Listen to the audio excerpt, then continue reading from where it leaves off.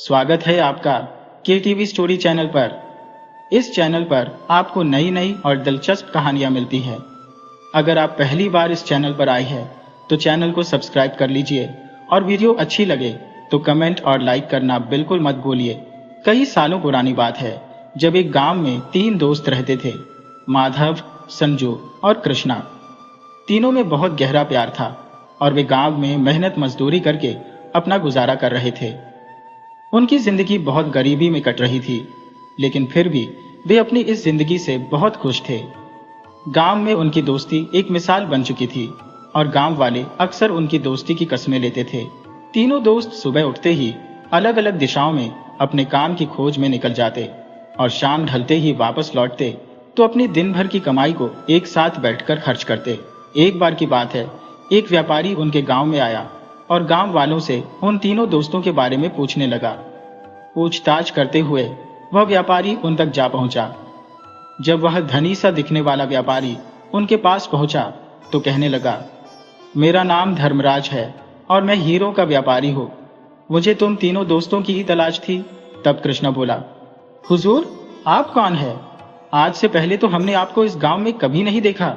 व्यापारी बोला, तुमने ठीक कहा कृष्णा, मैं इस गांव में पहली बार ही आया हूं और वह भी तुम तीनों की दोस्ती के बारे में सुनकर। हम कुछ समझे नहीं हुजूर, आखिर आप कहना क्या चाहते हैं? माधव ने पूछा। व्यापारी कहने लगा, मैंने गांव में कदम रखते ही तुम लोगों की दोस्ती के चर्चे सुने। तुम्हारे बारे में सुनकर मेरी इच्छा तुमसे मिलने की हुई और इसलिए मैं यहाँ पर चला आया। लेकिन यहाँ पर पहुंचकर जब मैंने तुम्हारी गरीबी के हालात देखे तो मुझे बड़ा ही दुख हुआ।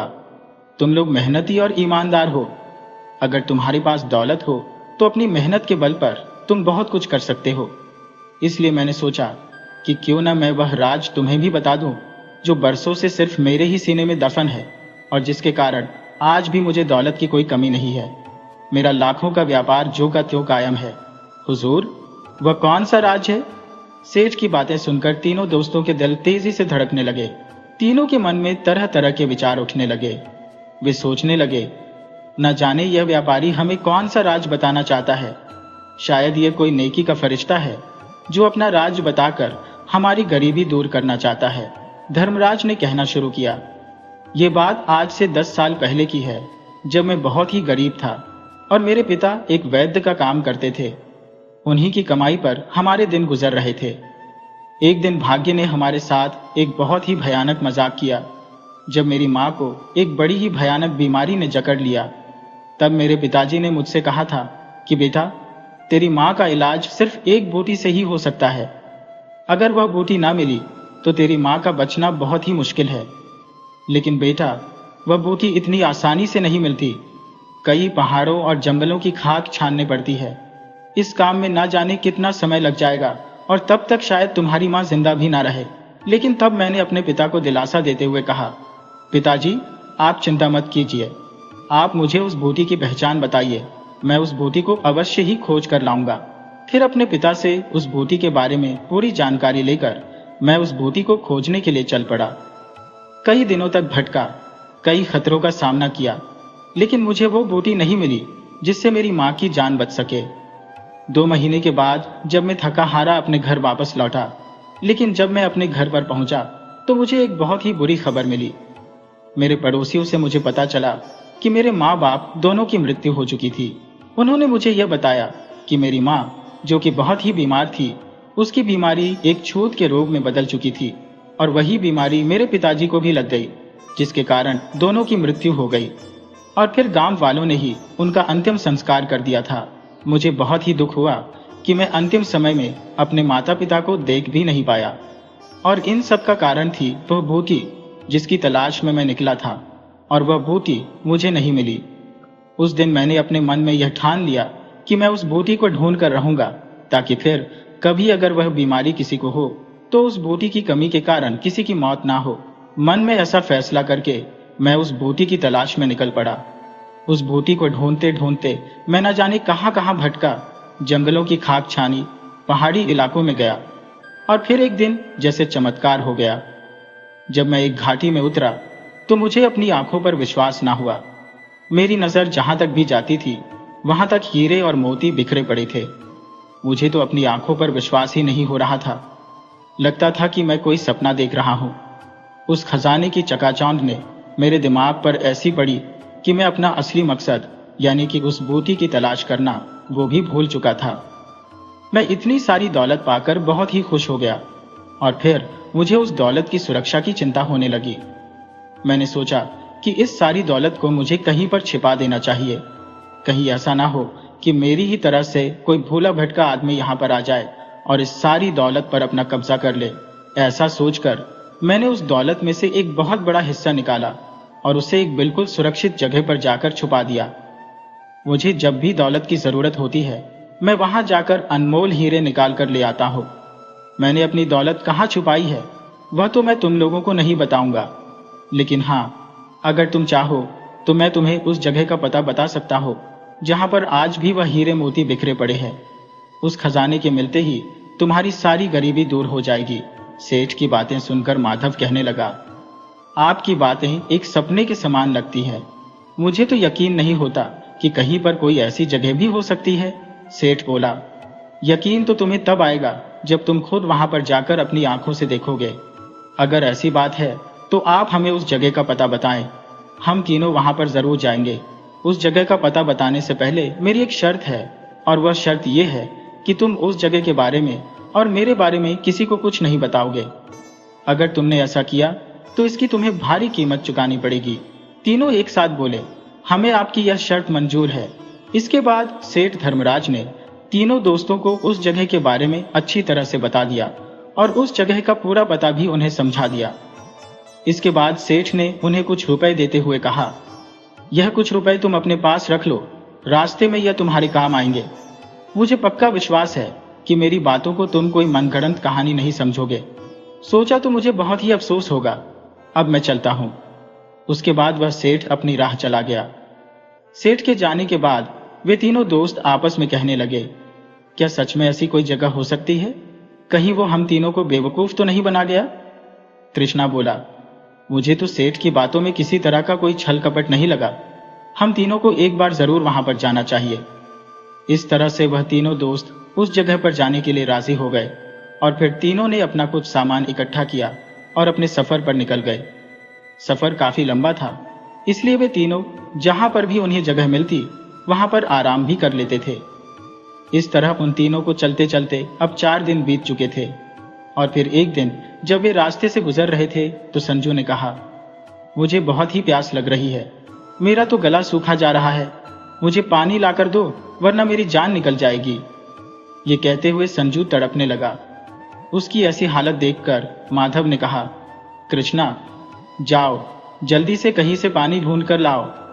यह सुनकर कृष्णा एक बर्तन लेकर पानी की तलाश में निकल गया। जैसे ही कृष्णा वहां से पानी की खोज में गया तभी संजू फुर्ती से खड़ा हो गया। ये देखकर माधव ने हैरानी से कहा, ये क्या, तुम तो भले चंगे हो, फिर यह प्यास का नाटक तुमने क्यों रचा था? संजू ने कहा, अरे मूर्ख, तुम इतना भी नहीं समझते कि मैंने यह नाटक कृष्णा को यहां से हटाने के लिए किया था ताकि मैं अकेले में तुमसे एक जरूरी बात कर सकूं। ऐसी कौन सी बात थी जो कृष्णा के सामने नहीं की जा सकती थी? माधव ने पूछा। संजू ने कहा, बात यही है कि अगर तुम चाहो तो उस खजाने के मालिक सिर्फ हम दोनों बन सकते हैं। माधव बोला, क्या मतलब? कृष्णा का उसमें कोई हक नहीं होगा? संजू बोला, नहीं, मैं नहीं चाहता कि वह उस जगह तक पहुंचे। अगर तुम मेरा साथ दो तो यह काम बड़ी आसानी से हो सकता है। ज्यादा सोचने में अपना वक्त बर्बाद मत करो, क्योंकि कृष्णा किसी भी समय यहां पर पहुंच सकता है। हम दोनों रास्ते में मौका देखकर कृष्णा का काम तमाम कर देंगे। उसके बाद सिर्फ हम दोनों ही उस विशाल खजाने के मालिक होंगे। माधव बोला, लेकिन अगर कोई गड़बड़ हो गई तो उसके जिम्मेदार सिर्फ तुम हो गए। संजू बोला, मुझे मंजूर है, लगता है कृष्णा आ रहा है, अब तुम बिल्कुल चुप ही रहना। तभी कृष्णा वहां पर आ पहुंचा और बोला, ये लो दोस्त, जल्दी से संजू को पानी पिला दो। पानी पीते ही संजू उठ बैठा और ऐसे नाटक करने लगा जैसे पानी पीकर उसकी जान में जान आ गई हो। बेचारा कृष्णा उन दोनों की साजिश से बिल्कुल अनजान था। बारी बारी से उन तीनों ने पानी पिया और फिर वह आगे बढ़ने लगे, लेकिन संजू को चैन नहीं आ रहा था। वह तो रास्ते भर कृष्णा से छुटकारा पाने की योजनाएं बनाता रहा। इसी उधेड़बुन में एक दिन और बीत चुका था। चलते चलते वे लोग एक झरने के नजदीक पहुंचे, जिसे देखकर संजू का मन खुशी से उछल पड़ा। वह सोचने लगा, अगर कृष्णा को इस झरने के ऊपर से धक्का दे दिया जाए तो इसकी मौत निश्चित हो जाएगी। हाँ, यही मौका है। उसने अपने बाकी दोनों दोस्तों से कहा, तुम दोनों यहीं पर रुको, मैं जरा इस पहाड़ी पर चढ़कर आगे का रास्ता देख कर आता हूं। यह कहते हुए संजू ऊपर पहाड़ी पर चढ़ गया। वहां पहुंचकर वह खुश होने का नाटक करने लगा और अपने दोस्तों से बोला, अरे दोस्तों, यहाँ का नज़ारा तो बहुत ही अद्भुत है। कुदरत का ऐसा नज़ारा मैंने अपनी पूरी जिंदगी में नहीं देखा। तुम लोग भी जल्दी से ऊपर आ जाओ, देखो क्या नज़ारा है।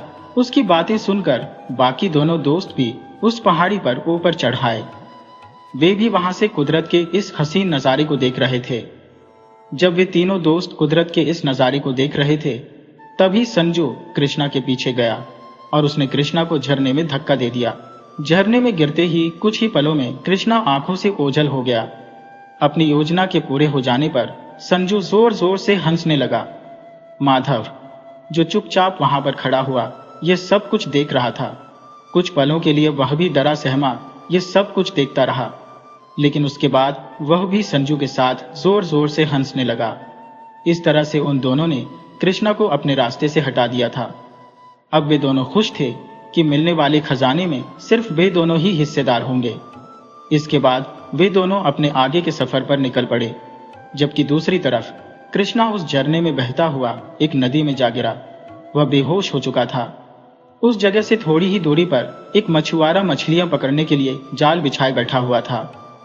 वह मछुआरा बार बार मछली पकड़ने के लिए जाल डालता, लेकिन उसकी किस्मत में आज मछली पकड़ना नहीं लिखा था। इस बार जब उसने जाल डाला तो उसे जाल काफी भारी महसूस हुआ। वह सोचने लगा, लगता है कोई बहुत ही बड़ी भारी भरकम मछली आज मेरे जाल में फंस गई है।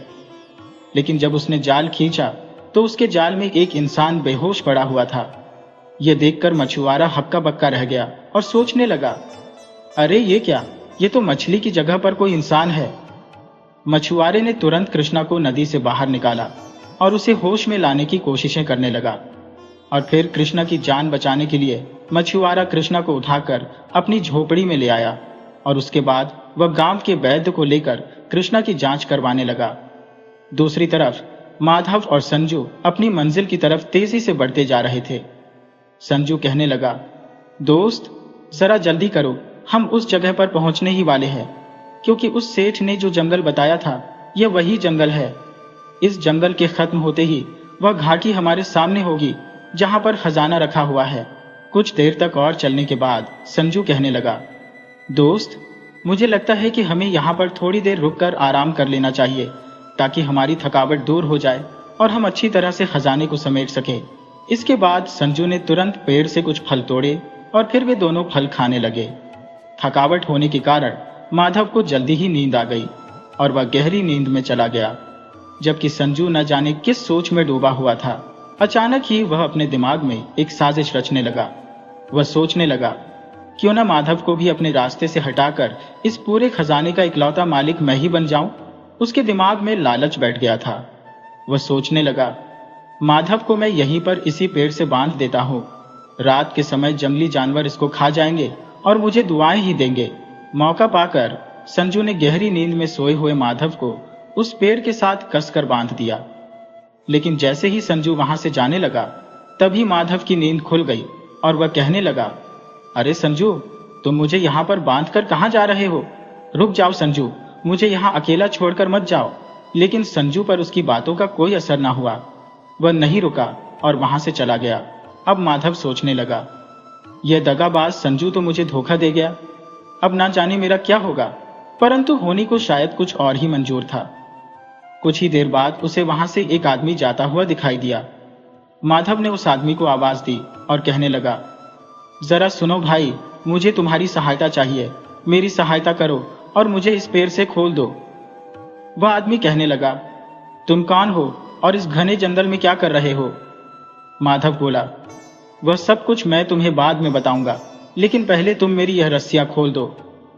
वह आदमी बोला, देखो भले मानस, मैं तुम्हें खोल तो दूंगा, लेकिन मुझे कोढ़ हो रखा है और यह भयानक बीमारी छूने से फैल सकती है। माधव ने कहा, तुम उसकी चिंता मत करो दोस्त, जल्दी मुझे इस पेड़ से खोल दो। माधव की बात मानकर उस आदमी ने माधव की रस्सियां खोल दी, परंतु जैसे ही माधव की रस्सियां खुली, वह तुरंत उस आदमी को फटकारते हुए बोला, अरे अरे, मेरे ज्यादा नजदीक मत आओ, मुझसे दूर रहो, वरना तुम्हारा यह रोग मुझे भी हो जाएगा। फिर माधव तेजी से आगे बढ़ने लगा।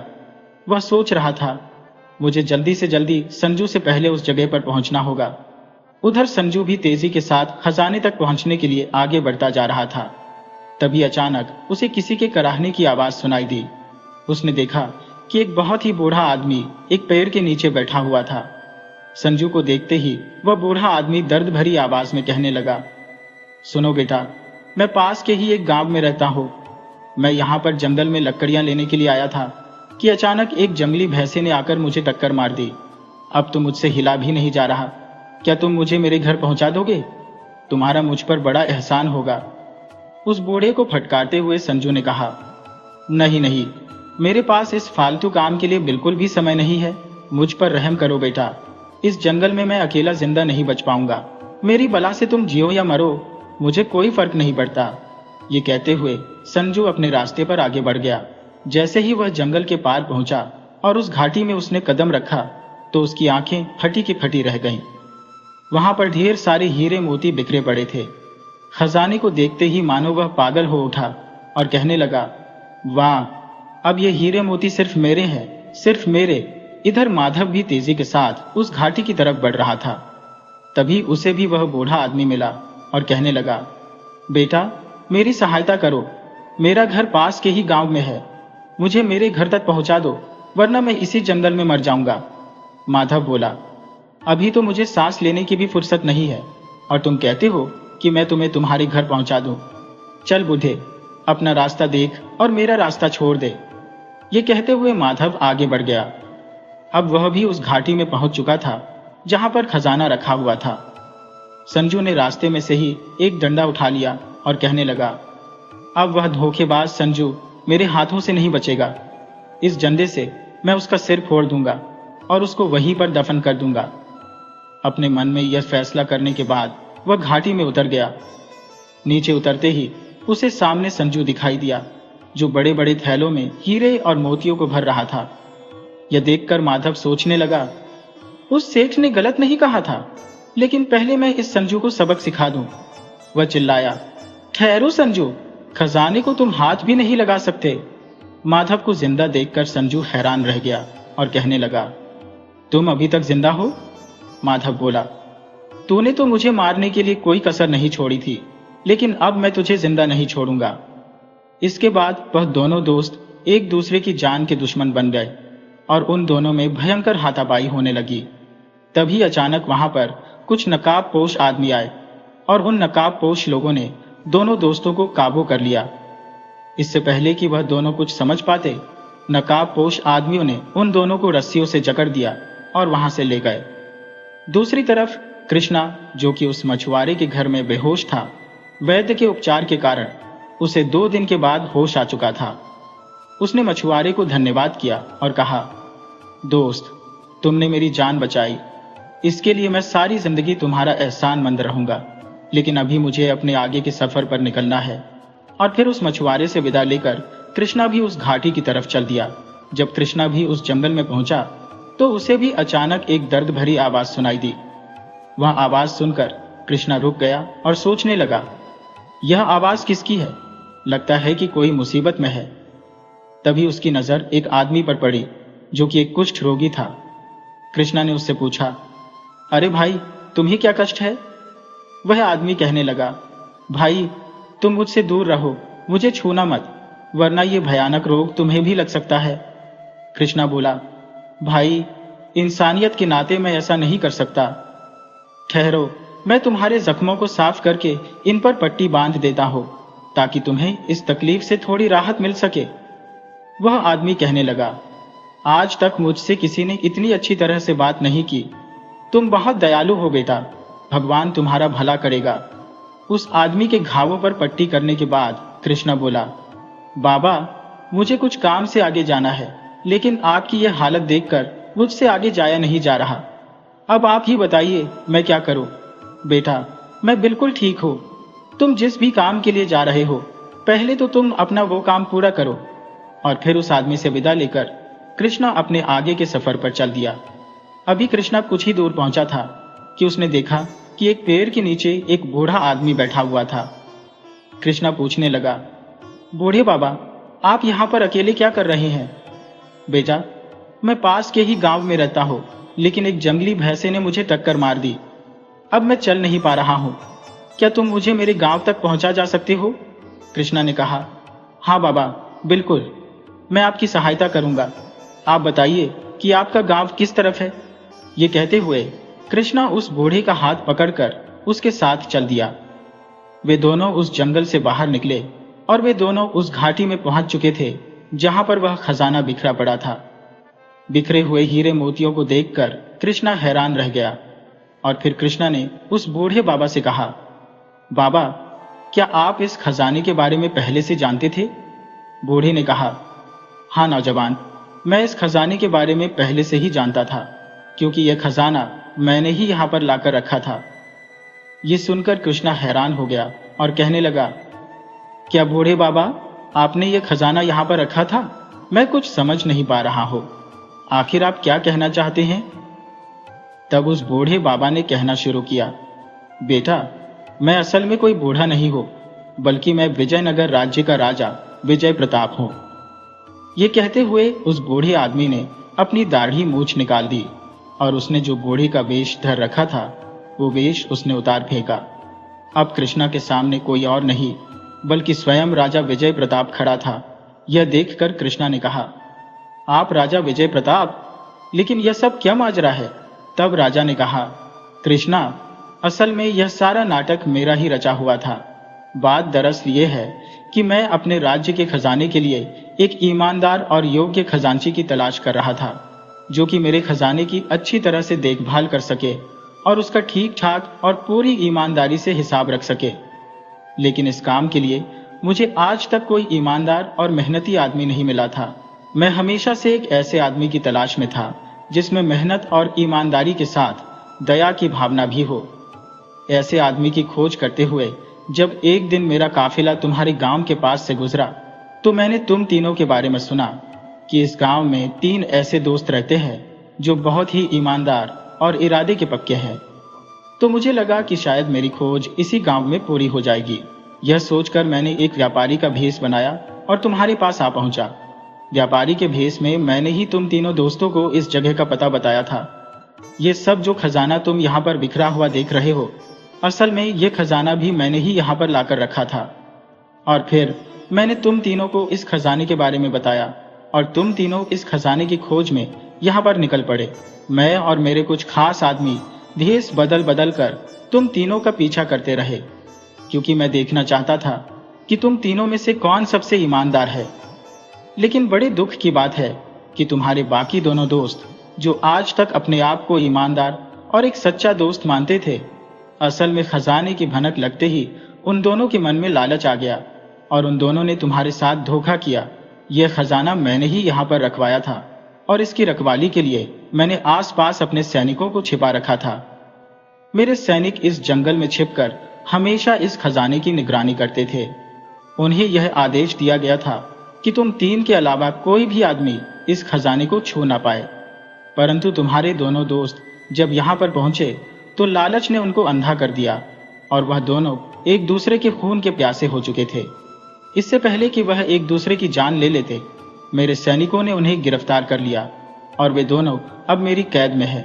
मैं और मेरे आदमी भेष बदल बदल कर तुम लोगों के सामने आते रहे, कभी एक कोढ़ी के रूप में तो कभी एक बूढ़े बाबा के रूप में, ताकि मैं तुम तीनों के अंदर दया की भावना को देख सकूं।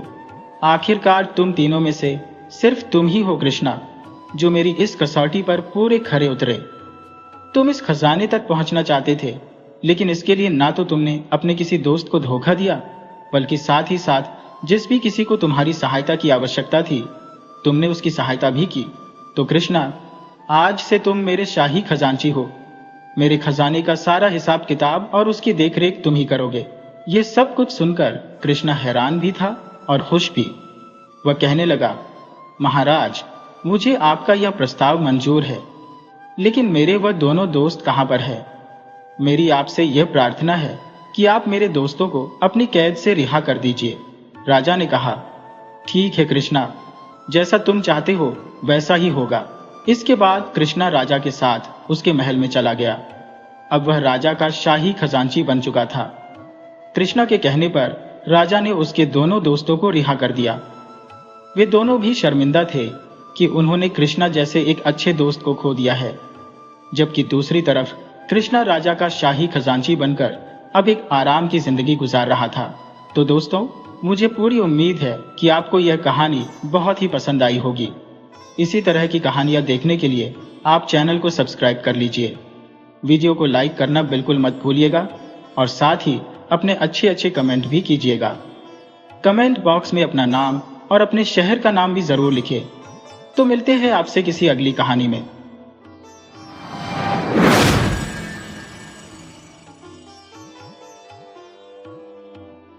इस कहानी में हम देखेंगे कि कैसे एक लड़का अपने दोस्त की असली सच्चाई को पहचानता है और खुद को एक बड़े खतरे से बचाता है।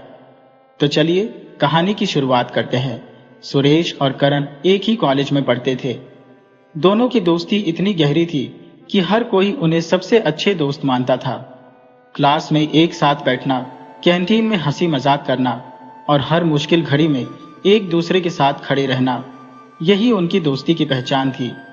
सुरेश थोड़ा शर्मीला था, लेकिन करण बहुत मिलनसार और चालाक दिमाग वाला लड़का था। वह हर किसी से जल्दी घुल मिल जाता और अपनी बातें इतनी सफाई से रखता कि लोग उसकी ओर खींचे चले आते। सुरेश को लगता था कि उसे करण जैसा सच्चा दोस्त मिलना उसकी सबसे बड़ी खुशकिस्मती है, लेकिन उसे यह अंदाजा भी नहीं था कि उसकी यह दोस्ती एक दिन उसे ऐसी मुश्किलों में डाल देगी जिससे निकलना नामुमकिन सा लगने लगेगा। करण हमेशा बड़ी बड़ी बातें करता था। वह कहता था कि दोस्ती का मतलब एक दूसरे के लिए जान तक दे देना है। सुरेश को यह बातें अच्छी लगती थी, लेकिन कई बार उसे लगता था कि करण के कहने और करने में फर्क है। करण कई बार ऐसे झूठ बोल देता था जिनका कोई मतलब नहीं था। कभी कहता कि उसके पापा बहुत बड़े बिजनेसमैन हैं, तो कभी कहता कि उसके पास एक सीक्रेट बैंक अकाउंट है जिसमें लाखों रुपए है। सुरेश को यह बातें अजीब लगती थी, लेकिन वह कभी इस पर ज्यादा ध्यान नहीं देता। धीरे धीरे सुरेश ने महसूस किया कि करण उसे कई बार गलत रास्तों पर ले जाने की कोशिश कर रहा था। एक बार करण ने कहा, यार, कॉलेज के पीछे वाली गली में एक दुकान है जहां से हम चीजें उधार ला सकते हैं और बिना पैसे दिए भी काम चला सकते हैं। तू चिंता मत कर, मैं सब संभाल लूंगा। सुरेश को यह सुनकर अजीब लगा, लेकिन उसने इसे मजाक समझकर टाल दिया। एक दिन करण ने सुरेश से पैसे उधार मांगे। उसने कहा, भाई, बस 2 दिन की बात है, मैं तुझे पक्का लौटा दूंगा। सुरेश ने बिना कुछ सोचे समझे उसे पैसे दे दिए। लेकिन 2 दिन बाद जब सुरेश ने पैसे वापस मांगे तो करण ने बहाना बना दिया। पहले उसने कहा कि उसे पैसे देने वाला बंदा शहर से बाहर चला गया है। फिर बोला कि उसका फोन चोरी हो गया और उसके सारे पैसे उसमें थे। सुरेश को थोड़ा अजीब लगा, लेकिन उसने दोस्ती की खातिर कुछ नहीं कहा। यह पहली बार था जब करण ने उसे धोखा दिया, लेकिन सुरेश इसे समझ नहीं पाया। समय बीतता गया और करण की आदतें और भी संदिग्ध होने लगी। अब वह सुरेश से आए दिन कोई ना कोई बहाना बनाकर पैसे मांगने लगा। कभी कहता कि उसकी मम्मी की तबीयत खराब है, कभी कहता कि उसे बहुत जरूरी काम है। शुरू में सुरेश को बुरा नहीं लगा, लेकिन जब उसे यह एहसास हुआ कि करण पैसे वापस करने में कभी दिलचस्पी नहीं दिखाता, तो वह परेशान हो गया। एक दिन कॉलेज में किसी ने सुरेश से कहा, यार, तेरा दोस्त करण तो बहुत चालाक है, उसने मुझसे भी पैसे उधार लिए हैं और वापस नहीं कर रहा। सुरेश को यकीन नहीं हुआ। वह तुरंत करण के पास गया और पूछा, सच बता करण, क्या तूने और लोगों से भी पैसे लिए हैं? करण ने पहले तो हंसते हुए बात टाल दी, फिर कहा, अरे भाई, ये सब अफवाहें हैं, तू मेरी दोस्ती पर शक कर रहा है। सुरेश को उसकी बातें सुनकर थोड़ा अजीब तो लगा, लेकिन उसने फिर भी उसे माफ कर दिया। करण की हरकतें अब धीरे धीरे और भी संदिग्ध होने लगी थी। एक दिन सुरेश ने उसे कॉलेज के बाहर कुछ अजनबी लोगों से मिलते हुए देखा। वे लोग काफी खतरनाक दिख रहे थे। सुरेश ने जब करण से इस बारे में पूछा तो उसने टालते हुए कहा, तू मेरी जिंदगी में ज्यादा ताक झांक मत कर, कुछ बातें तुझे जानने की जरूरत नहीं है। सुरेश को पहली बार एहसास हुआ कि उसकी दोस्ती में कुछ गड़बड़ है, लेकिन वह यह नहीं समझ पा रहा था कि यह गड़बड़ कितनी बड़ी है और उसे इससे बचने का रास्ता कैसे निकालना चाहिए। सुरेश अब धीरे धीरे करण से दूर रहने लगा। उसे लगने लगा कि करण की दोस्ती झूठी है और वह सिर्फ अपने फायदे के लिए लोगों का इस्तेमाल करता है। लेकिन यह इतना आसान नहीं था। करण सुरेश को किसी भी हालत में खुद से दूर नहीं होने देना चाहता था। वह बार बार सुरेश से दोस्ती निभाने की बातें करता और उसे गिल्ट फील कराता कि वह अपनी दोस्ती के साथ न्याय नहीं कर रहा। सुरेश एक दोराहे पर खड़ा था। एक तरफ उसकी पुरानी दोस्ती थी तो दूसरी तरफ सच्चाई, जिसे वह नजरअंदाज नहीं कर सकता था। फिर एक दिन ऐसा हुआ जिसने सुरेश की पूरी दुनिया हिला दी। वह कॉलेज से निकलकर अपने घर जा रहा था जब उसने देखा कि करण सड़क के किनारे किसी से जोर जोर से बात कर रहा था। वह छिपकर उनकी बातें सुनने लगा। करण कह रहा था, काम हो जाएगा, बस थोड़ा वक्त दो। मेरा दोस्त बहुत भोला है, वह हमारी मदद जरूर करेगा। सुरेश के पैरों तले जमीन खिसक गई। उसे समझ में आ गया कि करण सिर्फ उसका इस्तेमाल कर रहा था, लेकिन वह यह नहीं समझ पाया कि आखिर यह काम क्या था जिसके बारे में करण बात कर रहा था। सुरेश अब पूरी तरह से चौकन्ना हो गया था। उसे यकीन हो गया कि करण कोई बड़ी साजिश रच रहा है और उसे इसका हिस्सा बनाना चाहता है। उसके मन में हजारों सवाल घूम रहे थे, लेकिन जवाब कोई नहीं था। उसने तय किया कि अब वह करण पर पूरी तरह से नजर रखेगा और उसकी असली सच्चाई सामने लाकर रहेगा। सुरेश को अब पूरी तरह यकीन हो गया था कि करण सिर्फ उसे अपने फायदे के लिए इस्तेमाल कर रहा है। लेकिन असली सवाल यह था कि करण आखिर क्या चाहता था। वह कौन से काम की बात कर रहा था जिसके लिए उसे सुरेश की जरूरत थी। सुरेश मन ही मन तय कर चुका था कि अब वह अपनी आंखें बंद नहीं रखेगा।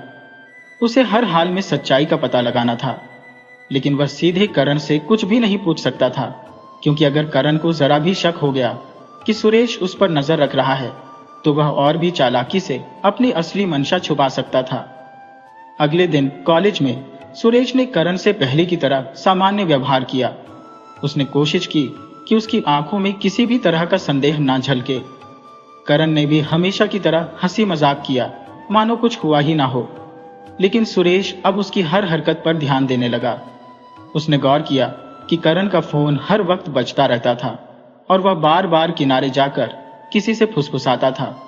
जब सुरेश ने एक बार मजाक में पूछा, यार कौन है वह सीक्रेट कॉलर, कहीं कोई गर्लफ्रेंड तो नहीं बना ली? करण हंस पड़ा और बोला, अरे यार ऐसा कुछ नहीं, कुछ खास लोग हैं जिनसे कुछ जरूरी बातें करनी होती है। तू चिंता मत कर, तुझे भी सही वक्त पर सब बता दूंगा। सुरेश का शक और गहरा हो गया। उसे लग रहा था कि करण किसी बड़ी मुसीबत में फंसा हुआ है या फिर वह खुद ही कोई गलत काम कर रहा है। उसे इस राज का पर्दाफाश करना ही था। कुछ दिनों बाद करण ने सुरेश से कहा, भाई एक छोटा सा काम है, तुझे बस मेरे लिए एक जगह जाना है और एक पैकेट लाकर देना है। मैं खुद जाता, लेकिन कुछ जरूरी काम में फंसा हुआ हूं। सुरेश को लगा कि अब असली खेल शुरू हो रहा है। उसने खुद को शांत रखते हुए पूछा, क्या है उस पैकेट में? करण ने तुरंत जवाब दिया, तुझे बस पैकेट लेना और मुझे दे देना है। ज्यादा सवाल मत कर, दोस्ती पर भरोसा कर। सुरेश ने सिर हिलाया, लेकिन उसके मन में तूफान मचा हुआ था। उसे समझ में आ गया कि करण उसे किसी गड़बड़ काम में फंसा रहा है, लेकिन वह बिना किसी सबूत के कुछ नहीं कर सकता था। उसने तय किया कि वह इस पैकेट के राज को खोलेगा। अगले दिन करण ने उसे एक पते पर भेजा। वह जगह कॉलेज से ज्यादा दूर नहीं थी, लेकिन कुछ सुनसान गलियों से होकर गुजरना पड़ता था। जब सुरेश वहां पहुंचा तो उसे एक आदमी पहले से इंतजार करता दिखा। वह लंबे बालों वाला, काले कपड़े पहने एक अजीब सा आदमी था। उसने सुरेश को देखा और बिना कुछ कहे उसे एक छोटा सा पैकेट थमा दिया। सुरेश ने उसे हाथ में लिया और महसूस किया कि यह कोई साधारण चीज नहीं थी। वह आदमी बिना कुछ बोले तुरंत चला गया। सुरेश ने पैकेट को ध्यान से देखा। वह काफी अच्छे से लपेटा गया था, जिससे कुछ भी साफ साफ पता नहीं चल रहा था। उसके मन में आया कि यही खोलकर देख ले, लेकिन फिर उसे डर लगा कि कहीं कोई देख ना ले। उसने तय किया कि घर जाकर इस रात से पर्दा उठाएगा जब वह घर पहुंचा तो उसने दरवाजा अंदर से बंद किया और धीरे धीरे पैकेट खोला। जैसे ही उसने अंदर देखा, उसके होश उड़ गए। पैकेट में ढेर सारे नकली पहचान पत्र और कुछ नकली दस्तावेज थे। सुरेश समझ गया कि यह कोई छोटा मोटा काम नहीं था, बल्कि कोई बहुत बड़ा धोखाधड़ी का मामला था। सुरेश को समझ नहीं आ रहा था कि अब उसे क्या करना चाहिए। वह सीधा करण के पास जाए और उससे सवाल करे, या फिर पुलिस के पास जाए। लेकिन अगर करण को पता चल गया कि सुरेश ने उसकी सच्चाई जान ली है, तो वह किसी भी हद तक जा सकता था। सुरेश को लगा कि उसे और सबूत इकट्ठा करने होंगे। अगले दिन जब वह कॉलेज पहुंचा तो उसने करण को टटोलने के लिए पूछा, भाई, वह पैकेट था किसका? कुछ सीक्रेट चीजें तो नहीं थी ना? करण ने उसकी आंखों में देखा और हल्की मुस्कान के साथ कहा, तो बस इतना जान कि यह एक बड़ा मौका है। अगर हमारे हाथ सही समय पर सही चीजें लग गईं, तो हम जिंदगी में बहुत आगे जा सकते हैं। सुरेश को पहली बार एहसास हुआ कि करण का लालच अब दोस्ती से ऊपर बढ़ चुका था। अब वह कोई भी चाल चल सकता था, किसी को भी धोखा दे सकता था, यहां तक कि सुरेश को भी। सुरेश ने तय कर लिया कि अब वह इस खेल में और नहीं फंसेगा। लेकिन यह इतना आसान नहीं था। करण उसे इतनी आसानी से जाने नहीं देगा। सुरेश को अब पूरी तरह से समझ आ गया था कि करण सिर्फ एक दोस्त नहीं, बल्कि एक चालाक खिलाड़ी था।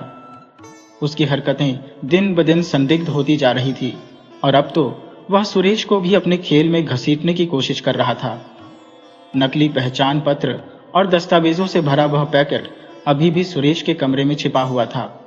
उसने तय कर लिया था कि वह अब और चुप नहीं बैठेगा, लेकिन उसे बहुत सोच समझकर कदम उठाना था। अगले दिन सुरेश कॉलेज पहुंचा तो उसने करण को पहले से ज्यादा खुश और आत्मविश्वास से भरा पाया। ऐसा लग रहा था मानो उसे किसी बड़े काम में सफलता मिली हो। उसने सुरेश के कंधे पर हाथ रखा और मुस्कुराते हुए कहा, भाई, तूने जो कल काम किया वह बहुत बढ़िया था। अब बस थोड़ा और आगे बढ़ने की जरूरत है। इस बार तुझे सिर्फ एक जगह जाकर मिलना है, कोई पैकेट लेने की जरूरत नहीं। सुरेश ने खुद को सामान्य दिखाने की कोशिश की। कहाँ जाना है? करण ने एक कागज पर पता लिखा और उसे सुरेश की ओर बढ़ाया। यहां जा और वहां जो आदमी तुझे मिले उसे बस हाथ मिला लेना, बाकी वह खुद समझ जाएगा कि क्या करना है। सुरेश के दिमाग में सैकड़ों सवाल घूम रहे थे। यह सब क्या हो रहा था? आखिर करण किस गहरे खेल में पड़ा हुआ था? लेकिन वह जानता था कि अगर वह अब सीधा इनकार करता है तो करण को शक हो सकता है। उसने कागज लिया और मुस्कुराकर बोला, ठीक है भाई। शाम को सुरेश उस पते पर पहुंचा। यह शहर के बाहरी इलाके में एक पुरानी बिल्डिंग थी जो देखने में काफी सुनसान और डरावनी लग रही थी। वहां पहुंचते ही उसे एक लंबा चौड़ा आदमी दिखा जिसने काला चश्मा लगाया हुआ था। जैसे ही सुरेश ने उसके पास जाकर हाथ मिलाया, वह आदमी मुस्कुराया और बोला, अच्छा, तो तुम करण के दोस्त हो? बढ़िया। सुरेश को समझ नहीं आया कि वह क्या जवाब दे। उसने सिर हिलाया और बोला, हाँ, लेकिन यह सब क्या है? आदमी हल्का सा हंसा और बोला, ज्यादा सवाल मत करो। जो हो रहा है वह तुम्हारे फायदे के लिए ही है। अगर तुम सही समय पर सही जगह रहे तो बहुत बड़ा फायदा हो सकता है। सुरेश के रोंगटे खड़े हो गए। यह सिर्फ नकली दस्तावेजों का खेल नहीं था, कुछ और भी बड़ा चल रहा था। उसने मन ही मन तय किया कि अब उसे पीछे हटना होगा, लेकिन इतनी आसानी से बाहर निकलना संभव नहीं था। उस रात जब सुरेश घर लौटा तो उसके मन में एक अजीब सा डर था। उसने तुरंत अपने फोन से करण की कॉल डिटेल्स निकालने की कोशिश की। वह जानता था कि करण हमेशा एक ही नंबर से बात करता था जो उसके फोन में सेव नहीं था। सुरेश ने टेक्नोलॉजी की थोड़ी जानकारी होने के कारण एक ऐप की मदद से उस नंबर की लोकेशन ट्रेस करने की कोशिश की। जब लोकेशन सामने आई तो उसके पैरों तले जमीन खिसक गई। नंबर किसी साधारण जगह का नहीं था, बल्कि यह शहर के सबसे खतरनाक अपराधियों में से एक के नाम पर रजिस्टर्ड था। सुरेश को अब पूरा यकीन हो गया कि करण सिर्फ एक मोहरा था, असली खेल कोई और खेल रहा था। अगली सुबह सुरेश ने करण से दूरी बनानी शुरू कर दी। वह जानता था कि अगर वह उससे सीधे सीधे कुछ भी पूछेगा तो करण को शक हो जाएगा, लेकिन करण भी कोई साधारण लड़का नहीं था। उसने जल्दी ही भांप लिया कि सुरेश अब पहले जैसा नहीं रहा।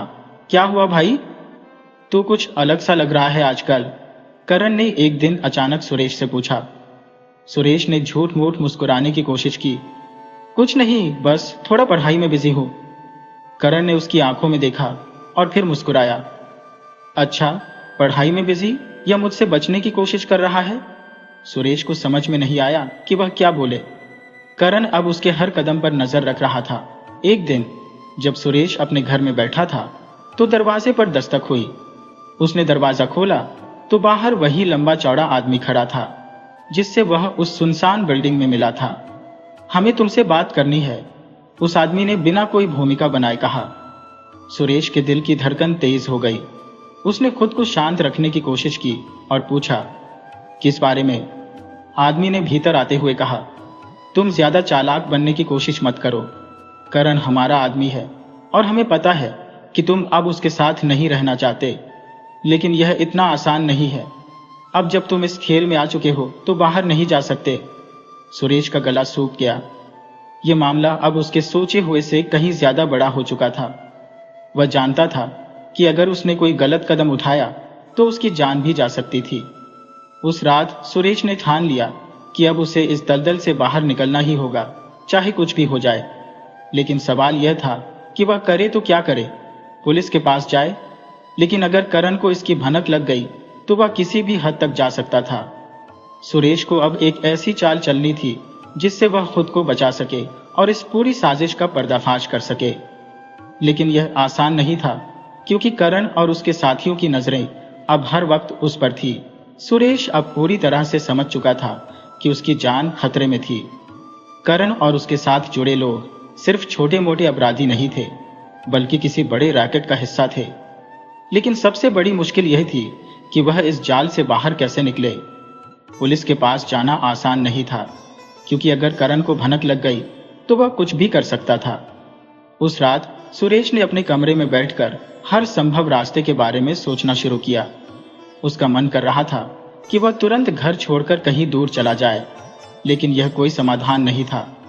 उसे इस खेल को उसी की चाल में फंसाना था। अगली सुबह कॉलेज में सुरेश ने करण को फिर से पहले जैसी दोस्ती दिखाने का फैसला किया। उसने उसके पास जाकर हंसी मजाक किया जैसे कुछ हुआ ही ना हो। करण ने एक बार उसकी आंखों में शक की नजरों से देखा, लेकिन फिर उसके चेहरे पर मुस्कान आ गई। अच्छा हुआ, मुझे लगा तू अब मुझसे दूरी बना रहा है, करण ने कहा। सुरेश ने सिर हिलाया। अरे नहीं भाई, बस थोड़ा पढ़ाई में बिजी था। करण ने उसके कंधे पर हाथ रखा और बोला, अच्छा है, क्योंकि अब एक बड़ा काम है और इस बार तुझे ही करना है। सुरेश के अंदर बेचैनी बढ़ गई, लेकिन उसने खुद को संभाला। क्या करना होगा? करण ने धीरे से कहा, इस बार तुम्हें पुलिस स्टेशन जाना होगा। सुरेश चौंक गया। क्या? करण हंसा। अरे घबरा मत, तू कोई शिकायत करने नहीं जा रहा। वहां हमारा एक आदमी है, उसे बस एक फाइल पहुंचानी है। सुरेश को समझ में नहीं आया कि वह क्या कहे। पुलिस स्टेशन जाना और वहां किसी संदिग्ध आदमी को फाइल देना बहुत बड़ा खतरा था। अगर वहां कुछ भी गड़बड़ हुई तो वह सीधा फंस सकता था। उसने धीरे से कहा, ठीक है, कब जाना होगा? करण ने एक कागज निकालकर उसे दिया। आज रात। और हाँ, वहां कोई सवाल पूछे तो सिर्फ यही कहना कि विशाल ने भेजा है। सुरेश को यकीन हो गया कि मामला गंभीर था। उसने फाइल ली और जाने के लिए हामी भर दी। रात को जब वह पुलिस स्टेशन पहुंचा तो उसका दिल तेजी से धड़क रहा था। वहां अंदर जाने से पहले उसने चारों ओर देखा। उसे कुछ भी अजीब नहीं लगा, लेकिन अंदर जाते ही एक कांस्टेबल ने उसे रोक लिया। क्या काम है? सुरेश ने कागज में लिखा नाम लिया। मुझे विशाल से मिलना है। कांस्टेबल ने उसे घूरा और फिर अंदर जाने दिया। सुरेश को पुलिस स्टेशन के अंदर एक कोने में खड़ा एक आदमी दिखा। वह अधेड़ उम्र का था। उसकी आंखों में गहरी चालाकी थी। सुरेश ने फाइल उसकी तरफ बढ़ा दी। आदमी ने बिना कुछ कहे फाइल ली और उसे खोलकर देखने लगा। फिर उसने सुरेश को गौर से देखा और धीरे से पूछा, तुम करण के दोस्त हो? सुरेश ने सिर हिलाया। हाँ। आदमी मुस्कुराया। अच्छा, तो अब वह तुम पर भरोसा करने लगा है। बढ़िया। सुरेश को कुछ समझ नहीं आया। मतलब? आदमी ने धीरे से कहा, मतलब यह कि अब तुम इस खेल का एक हिस्सा बन चुके हो। पीछे हटने का कोई रास्ता नहीं है। सुरेश की सांसें तेज हो गईं। वह कुछ कहता, इससे पहले ही आदमी ने उसे एक और फाइल पकड़ाई और बोला, इसे करण को दे देना, और हाँ, कभी कोई बेवकूफ़ी करने की कोशिश मत करना, वरना अंजाम बुरा होगा। सुरेश ने फाइल ली और वहां से निकल आया। अब उसके पास दो ही रास्ते थे, या तो वह यह फाइल सीधे करण को दे दे और इस खतरनाक खेल का हिस्सा बन जाए, या फिर कुछ ऐसा करे जिससे यह पूरा गिरोह पकड़ा जाए। घर आते ही उसने फाइल खोली। अंदर कई सारे दस्तावेज थे जो किसी सरकारी घोटाले से जुड़े थे। अब वह समझ चुका था कि करण सिर्फ एक मोहरा था। असली खेल पुलिस, अपराधियों और कुछ बड़े रसूखदार लोगों के बीच खेला जा रहा था। सुरेश ने तय किया कि अब उसे सीधा वार करना होगा। उसने अपने पुराने दोस्त रोहित से संपर्क किया, जो पत्रकार था। मुझे तुम्हारी मदद चाहिए, सुरेश ने उसे फोन पर कहा। रोहित ने पूछा, क्या हुआ? सुरेश ने कहा, अगर मैंने सही तरीके से यह जानकारी बाहर निकाली तो बहुत बड़ा खुलासा हो सकता है, लेकिन मेरी जान भी खतरे में पड़ सकती है। रोहित ने कहा, तू चिंता मत कर, मैं हर हाल में तेरे साथ हूं, लेकिन यह सब कैसे करेंगे? सुरेश ने धीरे से कहा, मैं पुलिस और मीडिया दोनों के सामने इनका पर्दाफाश करूंगा, लेकिन मुझे तुझ पर भरोसा है कि तू मुझे बचा सकेगा। अगले दिन सुरेश ने पूरी फाइल की एक कॉपी तैयार की और उसे रोहित को सौंप दी। अब बस ये देखना था कि अगला कदम कौन उठाता है, करण, पुलिस या फिर वह खुद। सुरेश ने अब फैसला कर लिया था कि उसे इस पूरे खेल को खत्म करना होगा, लेकिन यह इतना आसान नहीं था। करण, विशाल और उनके पीछे खड़े बड़े लोग किसी भी हद तक जा सकते थे। उसे अपनी हर चाल सोच समझकर चलनी थी, क्योंकि एक भी गलती उसकी जान पर भारी पड़ सकती थी। अगले दिन जब वह कॉलेज पहुंचा तो करण पहले से ही उसका इंतजार कर रहा था। सुरेश के चेहरे पर हल्की घबराहट थी, लेकिन उसने खुद को सामान्य बनाए रखा। फाइल दे दी? करण ने धीरे से पूछा। सुरेश ने सिर हिलाया। हाँ, जो कहा था वही किया। करण ने उसे गौर से देखा, फिर मुस्कुराया। अच्छा किया, अब तुझे मेरी असली दोस्ती का इनाम मिलेगा। सुरेश को अंदाजा था कि यह इनाम कुछ खतरनाक ही होने वाला था। उसने सामान्य बने रहने की कोशिश की। अब क्या करना है? करण ने जेब से एक छोटा सा कागज निकाला और सुरेश को पकड़ाते हुए कहा, रात को इस पते पर आ जाना, वहां तुझे असली खेल दिखेगा। सुरेश ने कागज लिया और उस पर लिखे पते को देखा। वह शहर के एक सुनसान इलाके में था। यह साफ था कि अब चीजें बहुत आगे जा चुकी थी। रात होते ही सुरेश ने रोहित को फोन किया। भाई, अब सब कुछ तेरे हाथ में है। मैं वहां जा रहा हूं, लेकिन अगर मैं वापस नहीं आया तो समझ लेना कि कुछ गड़बड़ हो गई है। रोहित की आवाज गंभीर थी। तू पागल हो गया है क्या? पुलिस को पहले से खबर देनी चाहिए। सुरेश ने कहा, अगर मैंने अभी पुलिस को खबर दी तो वे सतर्क हो जाएंगे। हमें उनके सारे सबूत इकट्ठे करने हैं। बस तू मेरी लोकेशन चेक करता रहना। सुरेश ने फोन काटा और उस पते की ओर निकल पड़ा। जब वह वहां पहुंचा तो एक पुरानी सुनसान बिल्डिंग के अंदर हल्की रोशनी जल रही थी। सुरेश ने अंदर कदम रखा तो देखा कि करण, विशाल और कुछ और लोग पहले से वहां मौजूद थे। विशाल के चेहरे पर हल्की मुस्कान थी, लेकिन उसकी आंखों में गहरी चालाकी थी। आ गया तो? विशाल ने कहा। सुरेश ने सिर हिलाया। हाँ, लेकिन यह सब क्या है? करण ने सुरेश के कंधे पर हाथ रखा। आज तुझे असली दुनिया से मिलवाने लाए हैं। अब तक तुझे जो काम सौंपे गए थे वे छोटे थे, लेकिन अब तुझे एक बड़ा काम करना है। सुरेश ने नकली उत्सुकता जताई। कैसा काम? विशाल ने एक बैग सुरेश की ओर बढ़ाया। इसे लेकर जाना है और सही जगह पहुंचाना है। इसमें बहुत जरूरी चीजें हैं। सुरेश ने बैग उठाया, लेकिन उसे खोलकर देखने की इजाजत नहीं थी। उसकी सांसें तेज हो गईं। उसने सोचा कि अब उसे कोई रास्ता निकालना होगा। और अगर कोई पकड़े तो? सुरेश ने धीरे से पूछा। विशाल मुस्कुराया। तो तुझे पता है क्या कहना है? हम तुझे बचा लेंगे, लेकिन अगर गड़बड़ की तो हम तुझे भी नहीं छोड़ेंगे।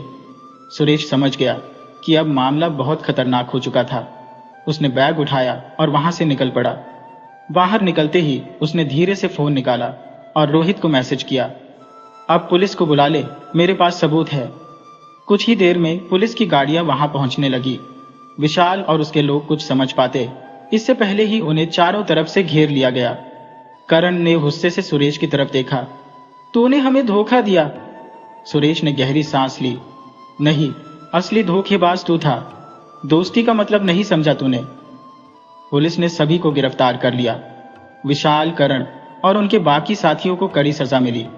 सुरेश को अपने डर से लड़ना पड़ा, लेकिन अंत में उसने जीत हासिल की। अब वह जान चुका था कि झूठे दोस्त सिर्फ नुकसान ही देते हैं। असली दोस्त वही होते हैं जो सही समय पर साथ खड़े रहे। इस कहानी से हमें यह सीख मिलती है कि झूठे दोस्तों की पहचान करना बेहद जरूरी है।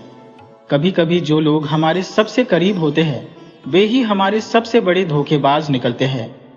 असली दोस्ती का मतलब सिर्फ साथ रहना नहीं होता, बल्कि एक दूसरे का सही मार्गदर्शन करना भी होता है। सुरेश ने करण को अपना सच्चा दोस्त माना, लेकिन करण ने अपनी स्वार्थी चालों से उसकी जिंदगी खतरे में डाल दी। इस घटना ने यह साबित कर दिया कि गलत संगत और झूठे दोस्तों से दूरी बनाना ही समझदारी है। इसके अलावा यह कहानी हमें यह भी सिखाती है कि साहस और बुद्धिमानी से किसी भी मुश्किल का हल निकाला जा सकता है। अगर सुरेश ने हिम्मत हार दी होती तो शायद वह भी करण और विशाल के जाल में फंस जाता, लेकिन उसने अपनी सूझबूझ से न सिर्फ खुद को बचाया, बल्कि गलत काम करने वालों को भी उनके अंजाम तक पहुंचाया। इसलिए हमेशा सतर्क रहे, सही और गलत का फर्क समझे और सच्चे दोस्तों को ही अपनी जिंदगी में जगह दें। तो दोस्तों, इस कहानी से हमें यह शिक्षा मिलती है कि दोस्ती का चुनाव बहुत सोच समझकर करना चाहिए। झूठे दोस्तों से बचकर रहना चाहिए, क्योंकि वे हमें गलत रास्ते पर ले जा सकते हैं। और जब भी कोई मुश्किल आए तो हिम्मत और समझदारी से उसका सामना करना चाहिए। आशा है आपको यह कहानी पसंद आई होगी। अगर आपको यह कहानी अच्छी लगी तो कृपया इसे अपने दोस्तों के साथ शेयर करें। और हाँ, हमारे चैनल को सब्सक्राइब करना ना भूलें, ताकि आपको ऐसी ही रोचक और शिक्षाप्रद कहानियां मिलती रहे। धन्यवाद।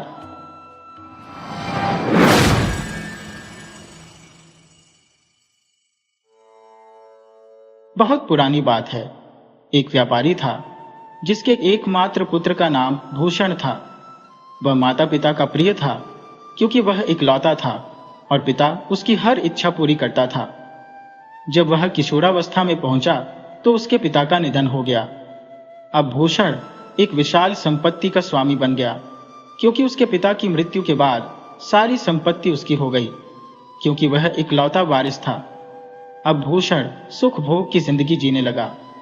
उसके चापलूस और स्वार्थी दोस्तों ने उसकी संपत्ति का भरपूर लाभ उठाया और उसे विभिन्न प्रकार की वाहनों और सज-धज से लूटने लगे। इस प्रकार धीरे धीरे भूषण की सारी संपत्ति समाप्त हो गई। अब उसके पास कुछ भी नहीं बचा। मां ने पहले ही उसे चेताया था, बेटा, ये दोस्त मौका परस्त होते हैं। जो पैसे तुम लुटा रहे हो, कल वे तुम्हारी ओर मुंह फेर लेंगे। जब तक तुम्हारे पास धन दौलत है, तब तक ही वे तुम्हारे मित्र हैं। जब तुम्हारे पास कुछ नहीं रहेगा तो वे तुम्हें तुरंत छोड़ देंगे। ऐसे लोगों से दूर रहना चाहिए। लेकिन भूषण ने अपनी मां की बातों की कभी परवाह नहीं की। वह उनकी सलाह को एक कान से सुनता और दूसरे से निकाल देता था। अब जब भूषण के पास कोई संपत्ति नहीं बची तो उसके स्वार्थी दोस्त ऐसे गायब हो गए जैसे गधी के सिर से सींग गायब हो जाते हैं। अब भूषण को यह एहसास हुआ कि उसे धन का खोना उतना दुखदाई नहीं था जितना कि दोस्तों की बेवफाई से दुख था। उसने सोचा, पैसा तो आता जाता रहता है, लेकिन सच्चे दोस्तों की पहचान ही सबसे महत्वपूर्ण होती है। समय के कठिन दौर में ही मित्रता की सच्चाई उजागर होती है। जब मां ने देखा कि भूषण दुखी है तो उन्होंने कहा, बेटा, अब दुखी होने से कोई लाभ नहीं। जो होना था वह हो चुका। अगर तुमने मेरी बात मानी होती तो आज यह दिन देखने को नहीं मिलता, लेकिन तुमने मेरी सलाह नहीं मानी, इसीलिए यह स्थिति आई है। अब चिंता मत करो, मैं अपने जीवन की संपत्ति बेचकर कोई व्यापार शुरू कर दूंगी। लेकिन याद रखो, भविष्य में किसी स्वार्थी व्यक्ति को दोस्त मत बनाना। भूषण ने मां की सलाह मान ली। उसने अपनी मां की ज्वेलरी बेचकर अपना व्यापार शुरू किया। कुछ ही समय में उसका व्यापार सफल होने लगा, लेकिन भूषण फिर से स्वार्थी दोस्तों से मिलने की आदत में फंस गया। भूषण ने अपनी मां से कहा, मां, मैं बिना दोस्तों के नहीं रह सकता। मां ने उत्तर दिया, ठीक है बेटा, अगर तुम्हें दोस्तों के बिना रहना कठिन लगता है तो मेरी एक सलाह मानो। रोज एक नए दोस्त के साथ समय बिताओ।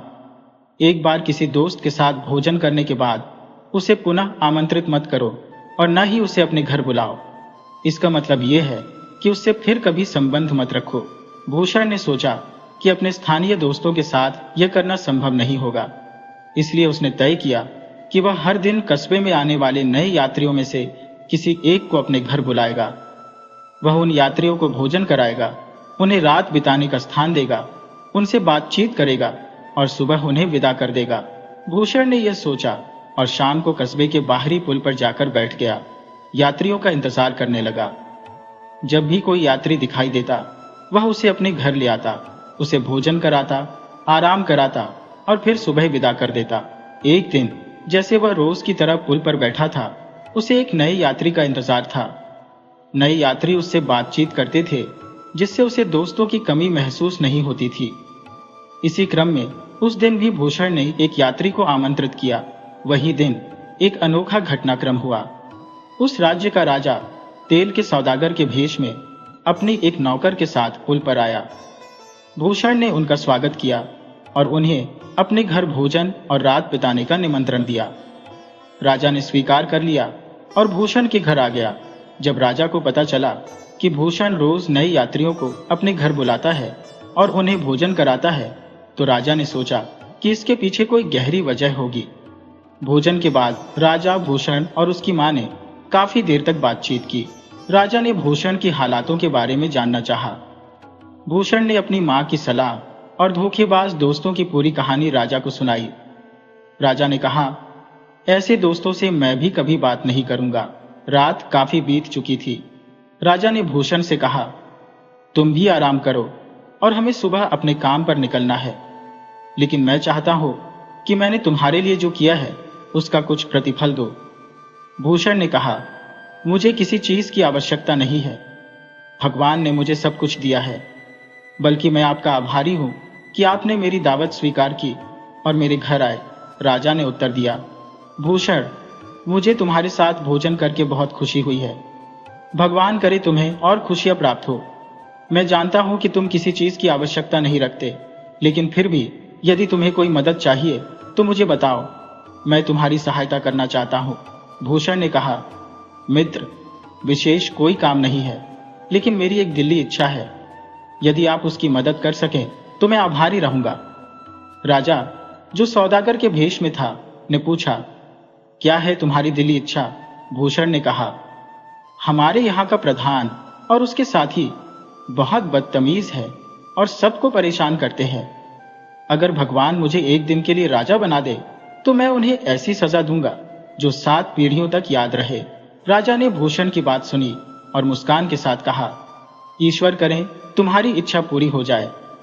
राजा ने मन ही मन ठान लिया कि किसी भी तरह वह भूषण को एक दिन का राजा बनाकर रहेगा।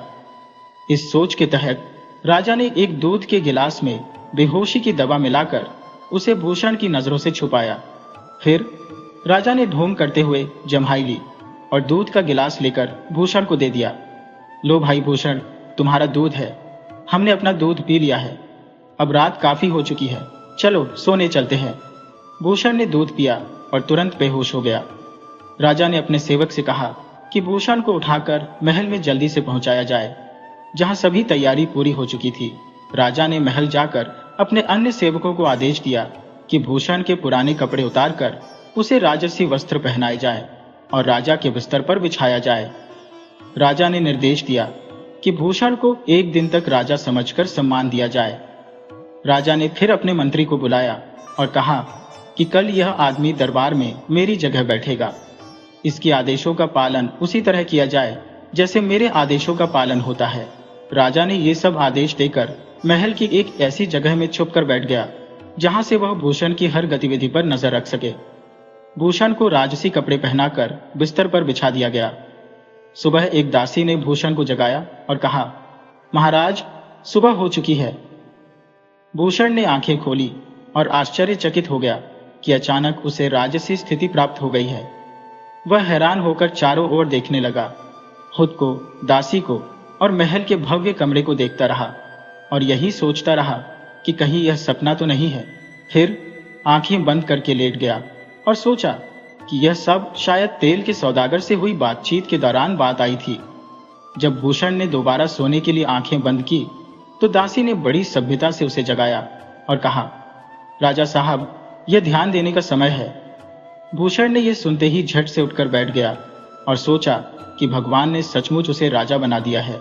तभी एक लंबा और प्रभावशाली व्यक्ति आया और भूषण से बोला, राजा साहब, आप ठीक हैं? जल्दी कीजिए, दरबार का समय हो रहा है। बहुत से लोग आपका दरबार में इंतजार कर रहे हैं।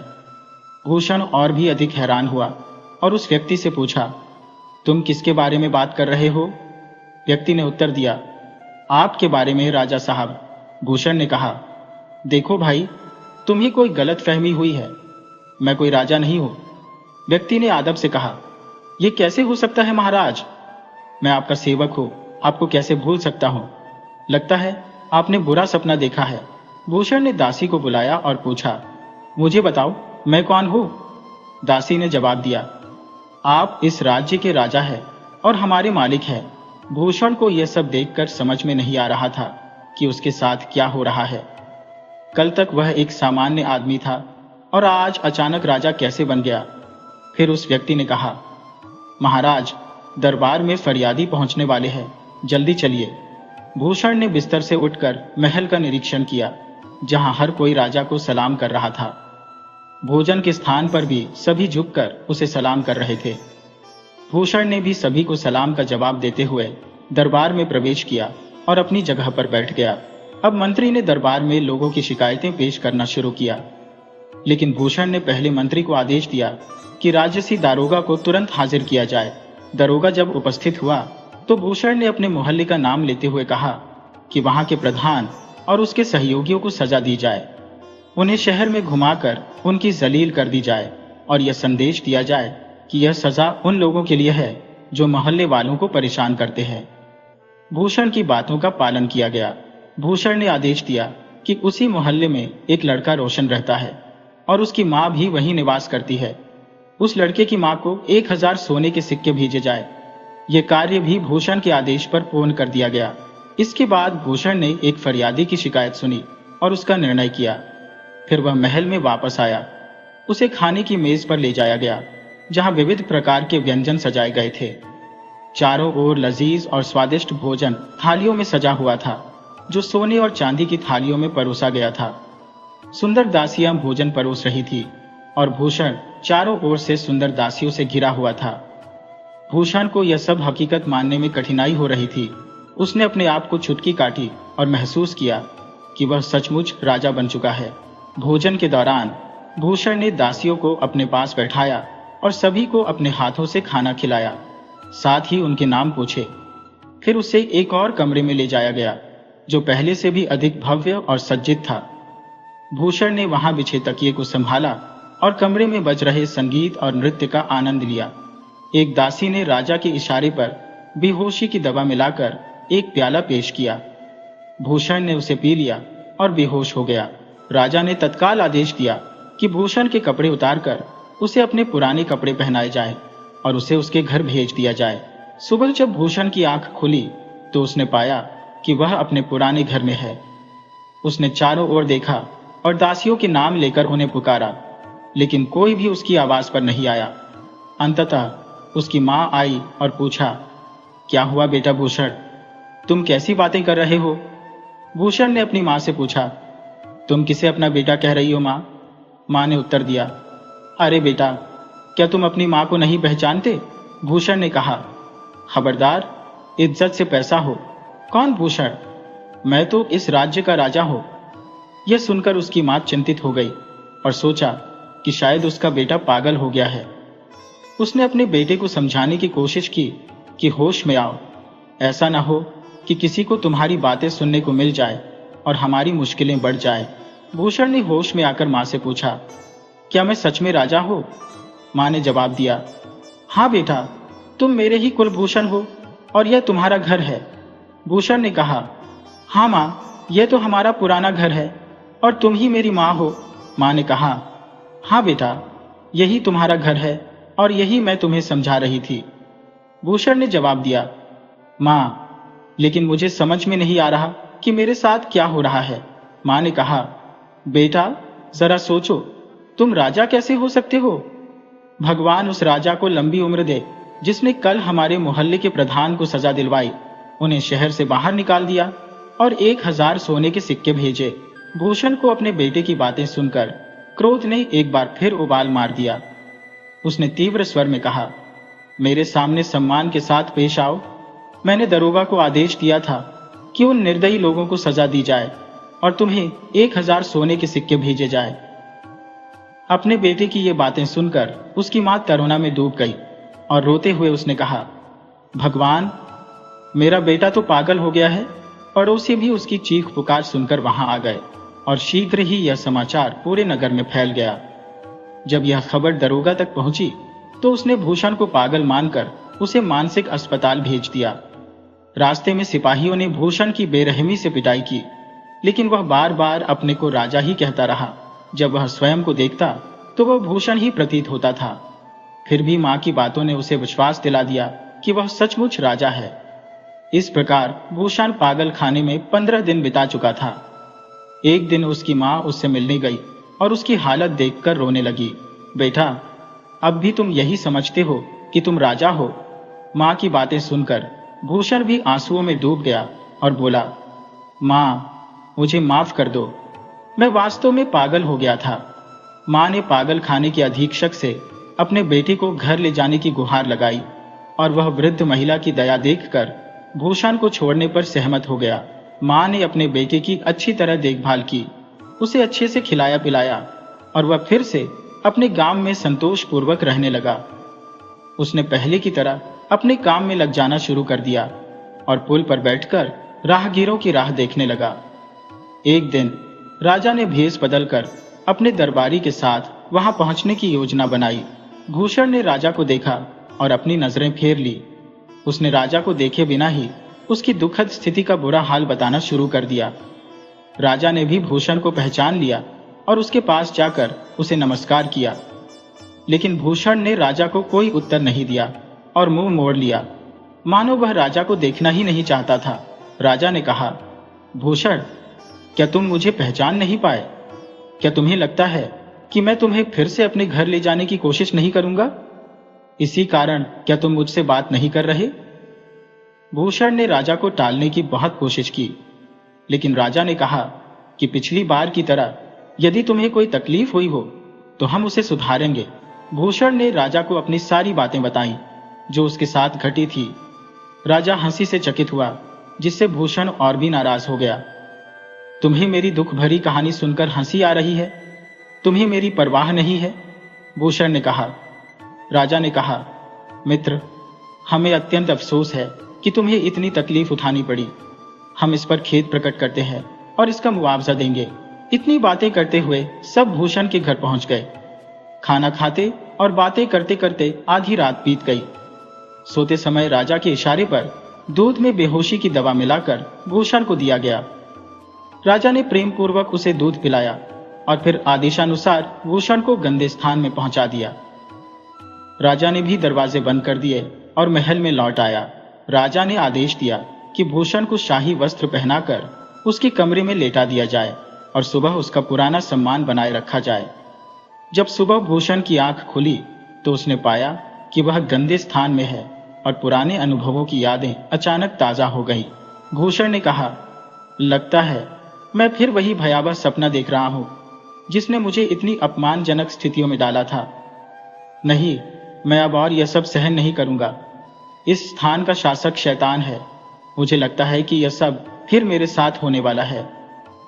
यह कहकर भूषण ने अपनी आंखें बंद कर ली। दासियों ने उसे जगाने की कई बार कोशिश की, परंतु भूषण ने कहा, क्यों बेवजह किसी को राजा बना रही हो? दासियों ने जवाब दिया, महाराज, क्या आपको बुरा सपना आया है? भूषण ने उत्तर दिया, तुम्हें क्या पता मैंने क्या क्या झेला है? दासियों ने कहा, आप तो महल से बाहर नहीं गई महाराज। इस पर भूषण फिर से सोच में पड़ गया। क्या सचमुच मैं राजकुमार हूं या यह सब स्वच्छता या वास्तविकता की परतों के पीछे छिपे राजा की चाल है? तब दासियां गाने और नाचने लगी। भूषण भी खुद को नियंत्रित नहीं कर पाया और उनके साथ उछलते हुए नाचने लगा। उसने इतनी धूमधाम मचाई कि शाही वस्त्र भी फाड़ दिए। राजा स्वयं इस दृश्य को देख रहा था और जोर जोर से हंसने लगा।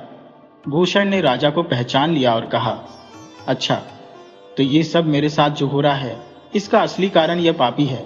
राजा ने भूषण को गले लगाते हुए कहा, भूषण, तुम उदास मत हो, मैं तुम्हारे सभी दुख दूर कर दूंगा। जो कुछ भी तुम्हारे साथ हुआ उसके लिए मुझे गहरा अफसोस है।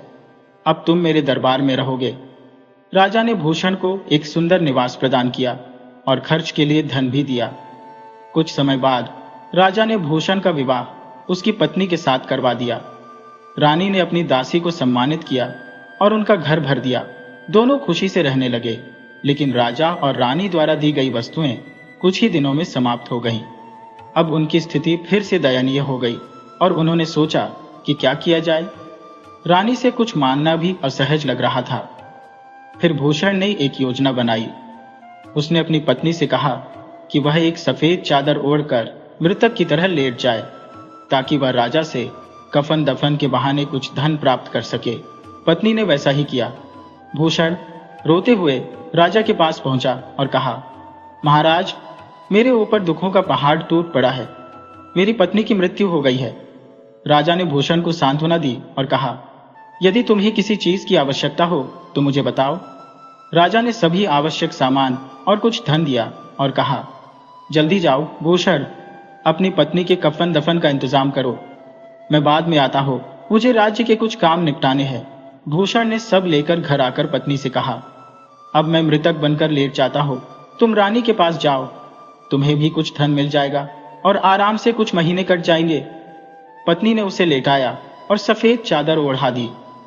फिर वह रानी के पास गई और रोते हुए रानी से उसके पति की मृत्यु की खबर दी। रानी ने दासी को सांत्वना दी और कफन दफन का सामान और बहुत से रुपये दिए। कहा, मैं अभी आती हूँ, तुम कफन दफन का इंतजाम करो। दासी ने सामान लेकर घर लौटकर पति के साथ हंसते हुए समय बिताया। महल में शाम को राजा और रानी जब आमने सामने हुए तो रानी ने दासी के पति की मृत्यु पर अफसोस जताया। राजा ने कहा, रानी, यह एक गलत फहमी है। भूषण नहीं, उसकी पत्नी मृत हो गई है। रानी ने कहा, मुझे लगता है महाराज, आपकी समझ में त्रुटि है। भूषण की मृत्यु हो चुकी है। उसकी पत्नी हाल ही में मेरे पास आई थी और उसने कहा कि उसकी किस्मत तो ध्वस्त हो चुकी है, उसके पति की मौत हो गई है। वह अत्यंत शोकाकुल थी, इसलिए मैं कैसे मान सकती हूँ कि उसका पति जीवित है। पत्नी ही नहीं महाराज। तो राजा ने कहा, मेरी बात मानो, वह स्वयं मेरे पास आकर अपनी पत्नी की मृत्यु की खबर लेकर गया था। रानी ने यह सुनकर अडिग रहते हुए कहा, नहीं, ऐसा कैसे हो सकता है। इस पर दोनों राजा और रानी के बीच तीखी बहस शुरू हो गई, क्योंकि दोनों अपनी अपनी बात पर दृढ़ थे। राजा ने तीसरे व्यक्ति को भूषण के घर भेजकर सत्यता की पुष्टि करवाई और वह व्यक्ति आकर राजा को सूचित किया कि भूषण जीवित है और उसकी पत्नी की मृत्यु हो चुकी है। रानी ने फिर भी विश्वास नहीं किया। कई और व्यक्तियों को भेजा गया, लेकिन सत्यता की पुष्टि नहीं हो पाई। अंततः राजा और रानी ने स्वयं भूषण के घर जाने का निश्चय किया। राजा और रानी जब अपने नौकरों के साथ वहां पहुंचे तो उन्होंने देखा कि भूषण और उसकी पत्नी पलंग पर लेटे हुए थे, जैसा कि पहले से अनुमान था। राजा और रानी के आगमन को देखकर उन्होंने मृतकों की तरह लेटे रहने का अभिनय किया। राजा और रानी ने दोनों को देखा और अफसोस जताया कि हे भगवान, दोनों एक दूसरे के दुख को सहन न कर सके और चल बसे। राजा ने कहा, यदि कोई मुझे बता दे कि इनमें पहले कौन मरा है तो मैं उसे इनाम स्वरूप 500 सोने के सिक्के दूंगा। भूषण ने राजा की बात सुनते ही तुरंत उठकर बैठ गया और राजा के चरणों में गिरकर कहा, पहले 500 सोने के सिक्के दिलवाइए, फिर मैं बताऊंगा कि पहले कौन मरा। यह दृश्य देख उसकी पत्नी ने भी चादर हटा दी और रानी के चरणों में गिरकर माफी मांगने लगी। इन हरकतों से सभी चकित रह गए और रानी तो भयभीत हो गई कि क्या मुर्दे जीवित हो जाते हैं। राजा ने भूषण से पूछा कि उसने ऐसा नाटक क्यों किया। भूषण ने हाथ जोड़ते हुए कहा, महाराज, हमारी तनहाली से परेशान होकर हमने यह सब रचा था ताकि आप हमारी सहायता करें। राजा, जो पहले से ही भूषण पर मेहरबान था, ने उसे और अधिक धन दिया और ऐसी हरकतें न करने का वचन लिया। दोस्तों, यदि आपको हमारी यह कहानी पसंद आई हो तो कृपया हमारे चैनल को सब्सक्राइब करें, वीडियो को लाइक करें और शेयर करें।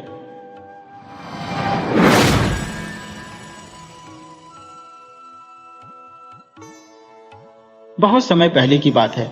एक दिन राजा विक्रमादित्य अपने दरबार में बैठे हुए लोगों की समस्याओं पर विचार कर रहे थे। तभी द्वारपाल आया। उसके पास एक संदेश था। जब राजा विक्रमादित्य ने इस मसले पर बातचीत कर लिया, तब द्वारपाल ने राजा से कहा, राजन, बाहर द्वार पर एक बाजीगर आया है, वह आपसे मिलना चाहता है। राजा विक्रमादित्य का अपना नियम था कि यदि कोई उनसे मिलने या फरियाद लेकर आता था तो राजा उसे तुरंत मिलते थे। उन्होंने द्वारपाल से कहा, उसे तुरंत मेरे पास ले आओ। द्वारपाल जाकर उस बाजीगर को राजा विक्रमादित्य के पास ले आया। थोड़ी देर में ही राजा विक्रमादित्य ने देखा कि एक छरहरे बदन का एक नौजवान लड़का खड़ा है। वे बाजीगर से बोले, अब आप हमें बताओ कि तुम क्या कहना चाहते हो, क्यों हमसे मिलना चाहते हो? बाजीगर ने कहा, राजन, मैंने आपका नाम बहुत सुना है, इसीलिए मैं बहुत दूर से आपको अपनी कला का प्रदर्शन करने आया हूं। मैं अपनी कला आपको दिखाना चाहता हूं। यदि आप मुझे कला प्रदर्शन करने का अवसर देंगे तो यह मेरे लिए बहुत भाग्यशाली होगा। राजा विक्रमादित्य बाजीगर की बातों से बहुत प्रभावित हुए। उन्होंने कहा, ठीक है बाजीगर, मैं तुम्हें अपनी कला दिखाने का मौका दूंगा, पर आज नहीं, तुम कल आना। आज हमारे मेहमान बनो। कल जब दरबार लगेगा तब तुम अपनी कला दिखाकर सबका मनोरंजन करना। आज मेरे खास मंत्री और परिवार के लोग बाहर गए हुए हैं, इसलिए मैं नहीं चाहता कि कोई भी तुम्हारी कला देखने से चूक जाए। बाजीगर ने राजा को धन्यवाद दिया और कहा, हे राजन, मैं जीवन भर आपका आभारी रहूंगा। आप वास्तव में कला के पारखी और एक महान राजा है। आपके जैसे लोगों के कारण ही इस कला को विकसित होने का अवसर मिलता है और हम जैसे लोगों का जीवन धन्य हो जाता है। ठीक है राजन, मैं कल आपके दरबार में फिर उपस्थित हो जाऊंगा और अपनी कला प्रदर्शित करूंगा। फिर वह चला गया। राजा ने मंत्रियों को आदेश दिया कि उस बाजीगर का पूरा ख्याल रखा जाए। उसे किसी प्रकार की भी कोई तकलीफ नहीं होनी चाहिए। अगले दिन प्रातः दरबार में लगभग सभी कर्मचारी मौजूद थे। नगर वासियों के बैठने के लिए भी उचित व्यवस्था की गई थी। थोड़ी देर में बाजीगर आ गया। उसने एक हाथ में एक बड़ी सी झोली ले रखी थी। शायद उसमें उसने अपने सारे उपकरण रखे थे। उसके साथ एक बहुत ही खूबसूरत औरत थी। शायद वह उसकी पत्नी थी। विक्रमादित्य को बड़ा आश्चर्य हुआ यह देखकर कि बाजीगर की पत्नी इतनी सुंदर थी और उसका पहनावा भी किसी राजकुमारी से कम नहीं था। वह बिल्कुल राजकुमारियों की तरह सजी संवरी हुई थी और देखने में बहुत सुंदर लग रही थी। बाजीगर ने राजा के मन की बात को भांप लिया और वह कहने लगा, महाराज, क्या राजाओं को ही खूबसूरत औरत रखने का अधिकार होता है? मेरे जैसे कलाकार भी तो खूबसूरत औरत रख सकते हैं। उसकी बात से राजा विक्रमादित्य थोड़े से हतप्रभ हो गए और फिर मुस्कुराकर बोले, बिल्कुल, कलाकार हर व्यक्ति को समान अधिकार है। अब तुम अपनी कला का प्रदर्शन करो। बाजीगर ने आदेश मिलते ही अपनी झोली में से एक रस्सी निकाली। रस्सी का एक बड़ा सा गुच्छा निकाला। उसका एक छोर उसने अपने हाथ में पकड़ा और बाकी का गुच्छा हवा में उछाल दिया। गुच्छा हवा में जाकर गायब हो गया। वह कितना ऊपर तक गया, अंदाजा लगाना बड़ा मुश्किल था, क्योंकि वह दिखाई देना बंद हो गया था। बाजीगर ने राजा विक्रमादित्य से कहा, राजन, मैं यह रस्सी पकड़कर ऊपर जा रहा हूं, कृपया मेरी पत्नी का ध्यान रखना। फिर वह रस्सी पकड़कर ऊपर चढ़ने लगा। इतना ऊंचा चढ़ गया कि अब वह दिखाई देना बंद हो गया। सभी लोग उसकी वापसी की प्रतीक्षा करने लगे। पूरा दिन बीत गया, लेकिन वह वापस नहीं आया। उसकी पत्नी चिंतित हो उठी। राजा ने उसे समझाया कि वह चिंता न करे, उसका पति लौट आएगा, लेकिन वह नहीं मानी। रात भी आ गई और फिर बीत गई, लेकिन बाजीगर वापस नहीं आया। अगले दिन उसकी पत्नी ने राजा से विनती की कि उसके लिए एक चिता सजाई जाए। वह अपने पति के वियोग में सती होना चाहती है। सबने उसे समझाने का प्रयास किया, पर वह नहीं मानी। अंततः राजा ने हार मानकर आदेश दिया कि उसके लिए चिता तैयार की जाए। बाजीगर की पत्नी चिता पर बैठ गई और उसमें आग लगा दी गई। चिता धू धू कर जल उठी। राजा को अपनी बेबसी पर बहुत दुख हुआ कि वह कुछ भी नहीं कर सके। थोड़ी देर में सब कुछ जलकर राख हो गया। राजा विक्रमादित्य इतने दुखी हो गए कि उन्होंने पूरे राज्य में 2 दिन का अवकाश घोषित कर दिया और खुद भी एकांत में चले गए। घटना को 2 दिन बीत गए। राजा विक्रमादित्य ने उदास मन से दरबार आरंभ किया। दरबार शुरू हुए कुछ ही समय हुआ था कि आसमान में गई रस्सी में हलचल हुई। सब लोग आसमान की ओर देखने लगे। तभी बाजीगर का कटा हुआ हाथ नीचे आ गिरा। सभी लोग हैरान रह गए। फिर दूसरा हाथ, दोनों पैर और शरीर के बाकी हिस्से भी कटकर नीचे आ गिरे। राजा विक्रमादित्य को बाजीगर की मृत्यु पर बहुत दुख हुआ और उन्होंने उसके शरीर के सभी हिस्सों को इकट्ठा करके धार्मिक रीति रिवाज के अनुसार दाह संस्कार करवा दिया। इस घटना को 10 दिन बीत गए। एक दिन जब दरबार लगा था, तभी रस्सी में फिर से हलचल हुई। अब सब लोग उसके पास जाकर देखने लगे। सबकी निगाहें ऊपर की ओर थी। उन्होंने देखा कि बाजीगर रस्सी के सहारे नीचे उतर रहा था। उसे सुरक्षित देखकर राजा और कर्मचारी स्तब्ध रह गए। उन्हें विश्वास ही नहीं हो रहा था कि यह कैसे संभव हो गया। एक मंत्री ने हैरानी से कहा, यह तो मर चुका था, फिर कैसे जीवित हो गया? थोड़ी देर में बाजीगर वापस आ गया और उसने राजा को प्रणाम किया। उसने कहा, महाराज, मैं जीवित लौट आया हूं। राजा ने उससे पूछा, तुम कैसे जीवित लौट आए?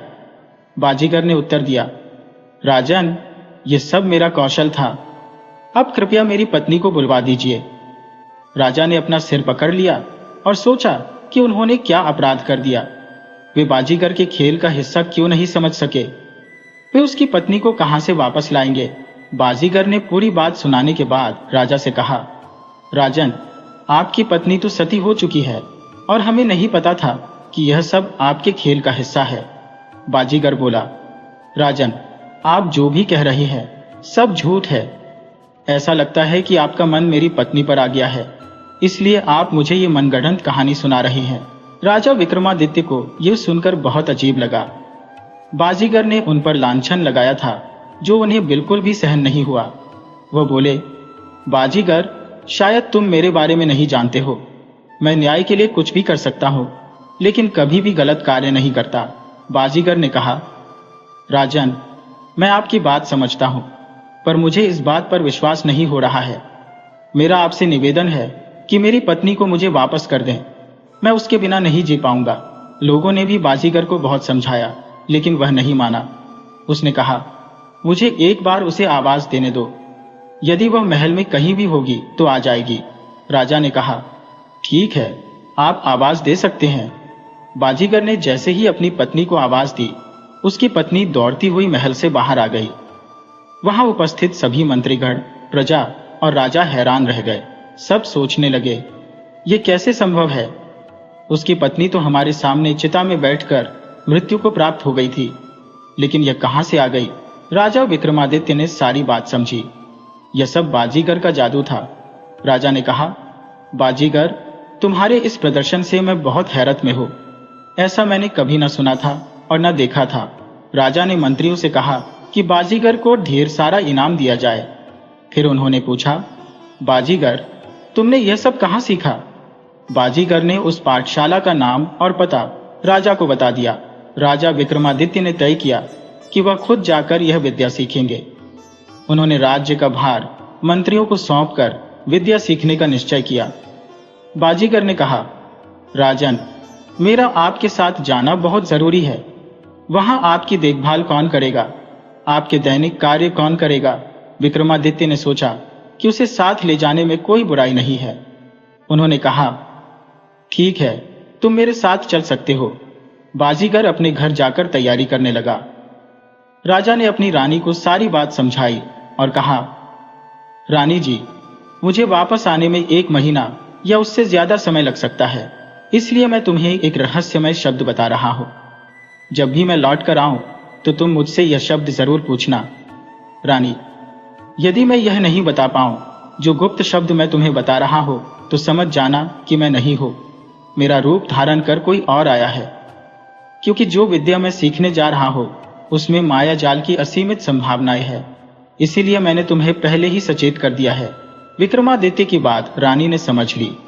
अगले दिन सुबह होते ही राजा और उनका विश्वस्त सेवक विद्या सीखने के लिए निकल पड़े।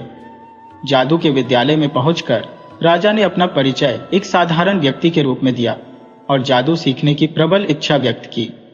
वहां के शिक्षक ने विक्रम को जादू सिखाने के लिए हामी भर दी। शिक्षक ने कहा, आप कौन सी विद्या सीखना चाहेंगे? मेरे पास अनेक विद्याएं हैं और उनमें से किसी एक विद्या को सीखने में कम से कम 2 महीने का समय लगेगा। राजा विक्रमादित्य ने विचार किया कि कौन सी विद्या उनके लिए अधिक उपयोगी होगी। कुछ देर सोचने के बाद उन्होंने कहा, मैं केवल कायाकल्प की विद्या ही सीखना चाहता हूं। शिक्षक ने सहमति जताते हुए कहा, ठीक है, तुम्हारी शिक्षा कल से शुरू होगी। आज तुम आराम करो। शिक्षक ने राजा को रहने के लिए एक आवास दिखाया और कहा कि इस विद्या के लिए हर दिन 1 स्वर्ण मुद्रा देनी होगी। विक्रमादित्य ने सहमति व्यक्त की। अगले दिन से राजा विक्रमादित्य ने शिक्षा आरंभ कर दी। रोज तख्ती पर लिखकर उसे याद कर लेते थे। इस प्रकार दोनों शिक्षक और शिष्य ने विद्या में निपुणता प्राप्त की। शिक्षा पूर्ण होने के बाद दोनों ने अपने गुरु से विदा ली और घर लौटने के लिए निकल पड़े। रास्ते में उनके सेवक ने पूछा, महाराज, आपने विद्या तो सीख ली पर उसका प्रयोग करके नहीं दिखाया। विक्रमादित्य बोले, विद्या का प्रयोग तभी किया जा सकता है जब कोई मृत जीव मिल जाए। कुछ देर बाद जंगल में एक मृत हाथी दिखाई पड़ा। राजा ने कहा, यह मृत हाथी हमारी विद्या के लिए उपयुक्त रहेगा। राजा ने अपने घोड़े को पेड़ के नीचे बांध दिया और अपने सेवक से कहा, तुम मेरे शरीर का ध्यान रखना, मैं इस मृत हाथी की काया में प्रवेश करूंगा। सेवक ने सहमति जताई। राजा ने अपने शरीर को छोड़ा और हाथी की काया में प्रवेश किया। हाथी जीवित होकर खड़ा हो गया। सेवक ने तुरंत राजा के शरीर में प्रवेश कर लिया और अपने पुराने शरीर को नष्ट कर दिया ताकि राजा उसका प्रयोग नहीं कर सके। विक्रमादित्य समझ गए कि उनके साथ धोखा हो गया है, पर वे तत्काल कुछ नहीं कर सकते थे। उन्होंने सोचा कि नाई उनके हाथी वाले शरीर को नुकसान न पहुंचा दे, इसलिए वे जंगल में भाग गए। नाई सीधा महल में पहुंचा और चूंकि उसने राजा का रूप धारण कर रखा था, सैनिकों और मंत्रियों ने उसे पहचाना नहीं। अब नाई ने राजा के रूप में अपने सैनिकों को आदेश दिया कि पास के जंगल में जितने भी हाथी हैं सभी को पकड़कर लाया जाए। अगले दिन कई हाथी पकड़कर लाए गए, जिनमें राजा विक्रम भी थे। नाई ने आदेश दिया कि इस हाथी को छोड़कर बाकी हाथियों को जंगल में छोड़ दिया जाए। हाथी को एक स्थान पर बांधकर नाई ने आदेश दिया कि इसके सामने कोई भी मरा हुआ जीव न आए, वरना उसे मृत्यु दंड दिया जाएगा। कई दिन बीत गए और कोई भी मृत जीव हाथी बने राजा के सामने नहीं आया। उधर विक्रम के शरीर में उपस्थित नाई रानी के पास गया। रानी ने उनका स्वागत किया और उनसे पहले हालचाल पूछा। फिर रानी ने पूछा, राजा साहब, आप जाते समय मुझे जो गोपनीय शब्द बताकर गए थे वह आपको याद है? विक्रम का रूप धारण किए नाई कुछ भी नहीं बता पाया क्योंकि उसे पता ही नहीं था। उसने बात घुमाते हुए कहा, मुझे इस समय याद नहीं है, जैसे ही याद आएगा मैं बता दूंगा। रानी के मन में शक ने जन्म ले लिया। उन्होंने सोचा कि कुछ तो गड़बड़ है, पर उन्होंने इसका जिक्र नाई के सामने नहीं किया। रानी बोली, स्वामी, मैंने आपकी बताई विधि के अनुसार 1 माह का चंद्रायन व्रत किया हुआ है। इस दौरान मैं आपके साथ नहीं रह सकती, इसलिए इस अवधि के लिए मुझे क्षमा करें। नाई ने सोचा कि जल्दबाजी में रानी को शक हो जाएगा और उसकी पोल खुल जाएगी, इसलिए उसने कहा, कोई बात नहीं रानी, धार्मिक कार्यों में विघ्न नहीं डालना चाहिए। तुम पूरी निष्ठा के साथ अपने व्रत को करो। उधर एक बाज अपने मुख में मृत तोता लेकर उड़ रहा था। अचानक वह तोता हाथी के पास गिर गया। राजा ने तुरंत ही हाथी के शरीर को छोड़कर तोते के शरीर में प्रवेश कर लिया और जंगल की ओर उड़ गया। सैनिकों ने यह घटना नाई को बताई, जिसने राजा का रूप धारण कर रखा था।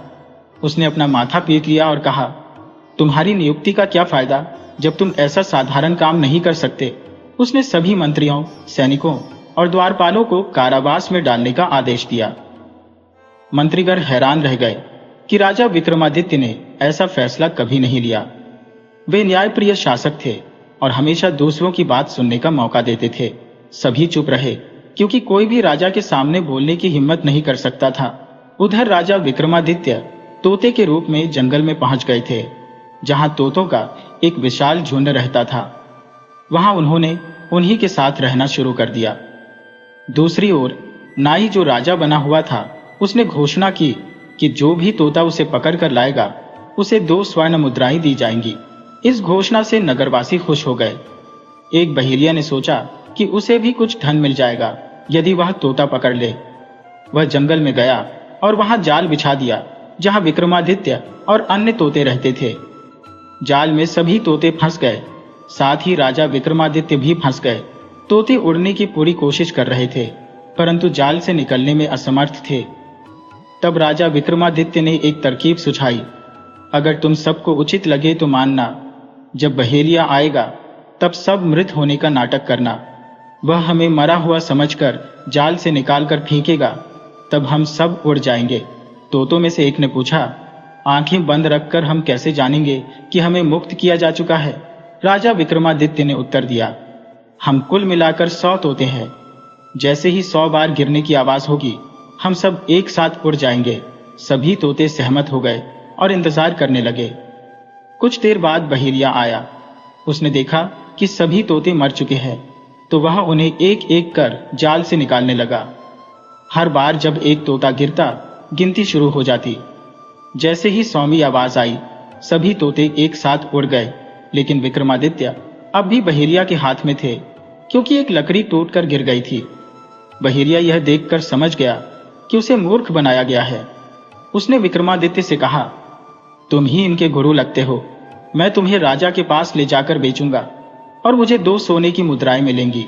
तब विक्रमादित्य ने मनुष्य की आवाज में कहा, अगर तुम मुझे पास के राजा तुम्भद्र को बेचोगे तो तुम्हें 10 स्वर्ण मुद्राएं मिलेंगी। बहेलिया तोते की मानव आवाज सुनकर हैरान रह गया। वह बोला, तुम तो कोई विशेष प्राणी हो, इसीलिए मैं तुम्हें तुम्हारी बताई हुई जगह पर ही बेचूंगा।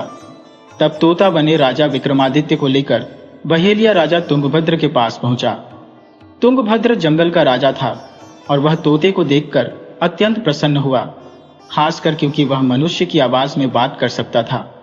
उसने बहेलिये को 100 स्वर्ण मुद्राएं इनाम में दी। इतना बड़ा इनाम पाकर बहेलिया बहुत खुश हुआ और राजा तुंगभद्र की जयकार करता हुआ अपने घर लौट गया। राजा तुंगभद्र ने तोता बने विक्रमादित्य का नाम हीरामन रख दिया और उसे अपना सबसे खास मित्र बना लिया। तुंगभद्र अपने इस खास मित्र हीरामन के साथ बहुत खुश था।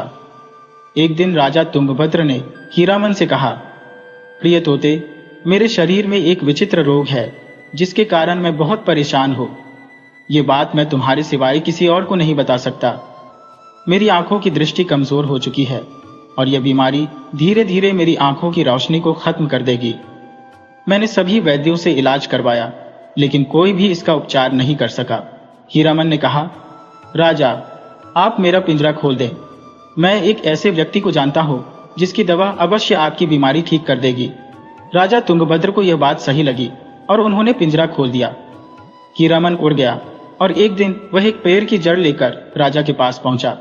उसने कहा, राजा, इस जड़ को जलाकर उसकी राख को शहद में मिलाए और इसे आंखों में काजल की तरह लगाए।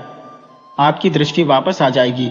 राजा ने वैसा ही किया और 3 दिन में उनकी आंखों की रोशनी वापस आ गई। राजा तुंगभद्र तोते पर बहुत प्रसन्न हुए और उसे अपनी जान से भी अधिक प्यारा मानने लगे। समय बीतता गया और एक दिन राजा तुंगभद्र की रानी ने, जो बहुत सजी धजी थी, हीरामन से पूछा, बताओ, मैं कैसी दिखती हूँ? हीरामन ने कहा, जंगल की रानी, तुम्हारे जैसे लोग हमारे यहाँ पानी भरते हैं। रानी यह सुनकर क्रोधित हो गई और उसने सिपाहियों को आदेश दिया कि इस मूर्ख तोते को ले जाकर मार डालें। सिपाही हीरामन को जंगल में ले गए और उसे मारने ही वाले थे कि उनमें से एक बोला, यह राजा का सबसे प्रिय तोता है, इसे जान से ज्यादा प्यार करते हैं। अगर राजा को पता चलेगा तो वे हमारा कत्ल करवा देंगे। फिर हम क्या करेंगे? सैनिकों की यह बात सुनकर पहले सिपाही ने थोड़ी देर सोचा और फिर बोला, यदि हम किसी दूसरे तोते को मारकर उसके मृत शरीर को रानी को सौंप दें तो हम अपनी जान भी बचा लेंगे और इसे मुक्त भी कर देंगे। दूसरे सिपाही ने कहा, धन्यवाद, आपने सही उपाय सुझाया। उन्होंने दूसरे तोते को मारकर उसका शव रानी को सौंप दिया और इस तरह हीरामन की जान बच गई। विक्रमादित्य को उन्होंने आजाद कर दिया। विक्रमादित्य वहां से उड़कर सीधे अपने महल पहुंचे। देखा, रानी स्नान कर रही थी। उन्होंने मनुष्य की आवाज में अपनी गोपनीय बातें दोहराई। रानी स्नान करना भूल गई और चौंक कर इधर उधर देखने लगी। आखिर कौन है जो राजा विक्रमादित्य की तरह बोल रहा है और उसका गोपनीय शब्द दोहरा रहा है? जब उसने ऊपर की तरफ देखा तो मुंडेर पर तोते को विक्रमादित्य की आवाज में बोलते पाया। उसने पूछा, वास्तव में कौन है जो मेरे पति की आवाज में बोल रहा है? राजा विक्रमादित्य ने अपनी आप बीती रानी को बता दी। सारी बात उन्होंने समझाई कि नाई ने कैसे उनके साथ छल किया है। रानी चिंतित होकर पूछने लगी, स्वामी, अब यह सब कैसे ठीक होगा? राजा ने रानी को पूरी तरकीब समझा दी। उधर राजा विक्रमादित्य सीधे जंगल के राजा के यहाँ पहुंचे, जहां राजा तुंगभद्र हीरामन के न होने से बहुत नाराज था। उसने उन दोनों सिपाहियों को मौत की सजा दे दी। दोनों को जल्लाद मारने ही वाले थे। तभी हीरामन ने राजा तुंगभद्र के पास पहुंचकर सारी कहानी बता दी। दोनों सिपाहियों को छोड़ दिया गया और रानी को कारागार में डालने का हुक्म राजा ने सुना दिया। हीरामन के समझाने पर राजा ने रानी की सजा माफ कर दी। राजा ने कहा, यह कोई बड़ी बात नहीं है। रानी ने श्रृंगार करके मुझसे पूछा कि मैं कैसी लग रही हूं, और मैंने कहा कि तुम्हारे जैसी राह नहीं तो मेरे यहां पर पानी भरती है। इससे रानी नाराज हो गई और उन्होंने मुझे मारने का आदेश दे दिया। रानी ने भी हीरामन से माफी मांग ली कि उससे बहुत बड़ी गलती हो गई। फिर एकांत में जाकर हीरामन बने तोते से पूछा, तुम मुझे अपना मित्र मानते हो तो सच सच बताओ कि तुम्हारी असल कहानी क्या है? राजा विक्रमादित्य ने सारी आपबीती बता दी और यह भी बताया कि वह राजा विक्रमादित्य है। राजा तुंगभद्र ने विक्रमादित्य को प्रणाम किया और बोले, आप बताएं कि यह सब कैसे ठीक होगा, मैं उसके लिए प्रयास करूंगा। राजा विक्रमादित्य ने बताया कि वह अपनी समस्या का जल्द ही हल निकाल लेंगे। विक्रमादित्य वापस अपने महल की ओर उड़ चले। अगले दिन रानी ने विक्रमादित्य बने नाई को बुलाया, ये संदेश भेजा कि उनका व्रत का समय पूरा हो गया है और अब वह महल में उनके साथ आ सकता है। नाई यह सुनकर बहुत खुश हुआ और पूरी तरह सज धज कर रानी के महल की ओर चल पड़ा। जब वह वहां पहुंचा तो देखा कि रानी ने भी पूरा श्रृंगार कर रखा है। जैसे ही वह रानी की ओर बढ़ा, रानी ने कहा, महाराज, मैं चाहती हूं कि आप मुझे वह जादू दिखाएं जो आपने सीखा है, ताकि हमारी खुशी और बढ़ जाए। मैं बहुत प्रसन्न होंगी कि मेरे पति ने नई विद्या सीखी है। नाई ने कहा, यह तो एक चुटकी बजाने जैसा कार्य है, मैं अभी तुम्हें वह विद्या दिखा देता हूं। उसने आदेश दिया कि एक मरा हुआ जीव लाया जाए ताकि वह अपना जादू दिखा सके। सेवक तुरंत ही एक मरा हुआ कबूतर लेकर आ गए। नाई वहीं जमीन पर लेट गया और राजा विक्रमादित्य का शरीर छोड़कर उस कबूतर के शरीर में प्रवेश कर गया। तभी वह कबूतर जीवित हो उठा। उधर राजा विक्रमादित्य तोते के शरीर में वहीं पर उपस्थित थे और उन्होंने तुरंत तोते का शरीर छोड़ दिया और अपने शरीर में प्रवेश कर गए। कबूतर जिसमें नाई ने प्रवेश किया था जिंदा था। रानी तैयार बैठी थी। जैसे ही नाई ने कबूतर के शरीर में प्रवेश किया, उसने उसी समय बिल्ली छोड़ दी। बिल्ली ने एक ही बार में कबूतर का खात्मा कर दिया। राजा विक्रमादित्य अब अपनी रानी और अपने परिवार के साथ आनंद पूर्वक समय व्यतीत करने लगे। दोस्तों, अगर आपको हमारी कहानी अच्छी लगी हो तो कृपया हमारे चैनल को अधिक से अधिक लाइक करें, सब्सक्राइब करें और शेयर करें।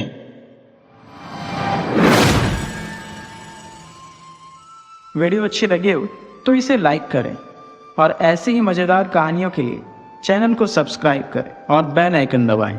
ज़्यादा से ज़्यादा अपने दोस्तों को शेयर करें। धन्यवाद।